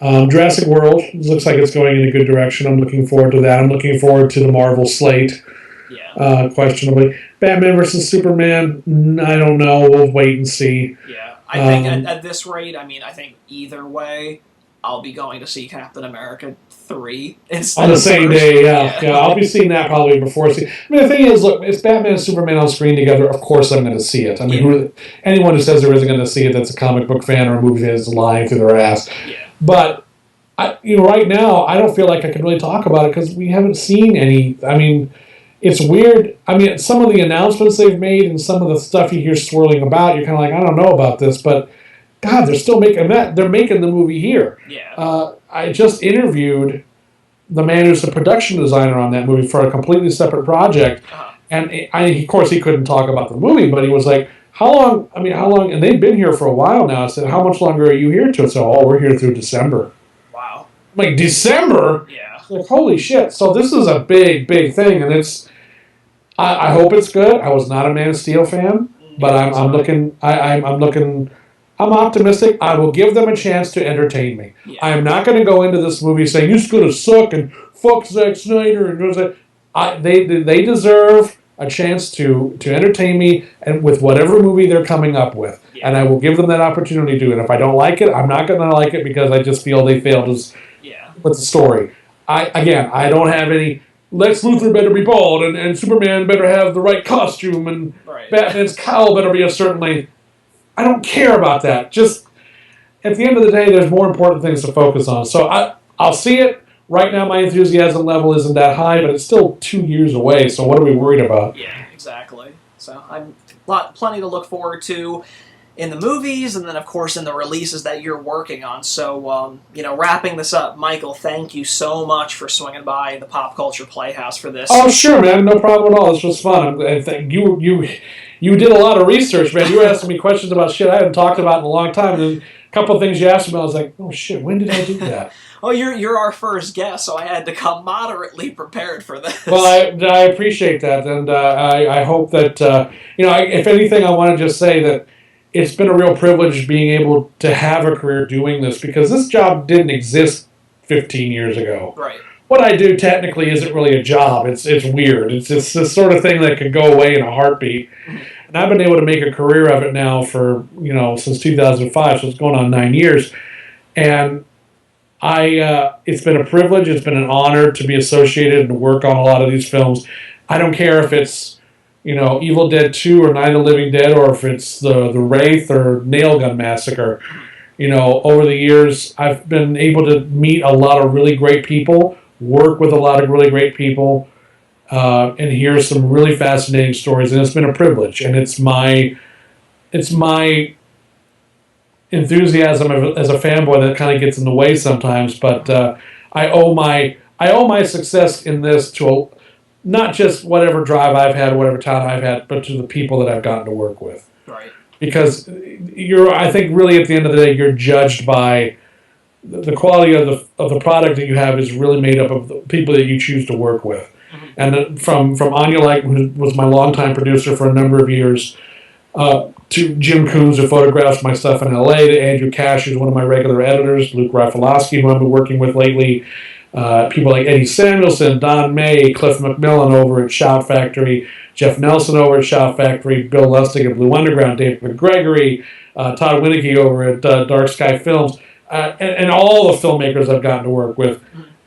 They've given me opportunities when they could have given them to somebody else. They've propped me up when I was not doing well on certain things and helped me out and made me seem better than I probably really am. So I just want to take this opportunity to say thank you to all of them. And for everyone I forgot, I'm sorry, but it's late and I can barely remember my name right now. So, well, once again, Mike, thank you again for sitting down with us, and everybody be sure to pick up the countless Scream Factory and Synapse titles that Mike and Red Shirt Pictures are contributing to. All of them we already know are going to be fantastic, so thanks again, Mike. We appreciate it. Thank you. I appreciate it. This was a lot of fun, and we'll talk again down the line about other stuff I can't talk about. Exactly. All right, man. Thanks again. Bye-bye. Bye.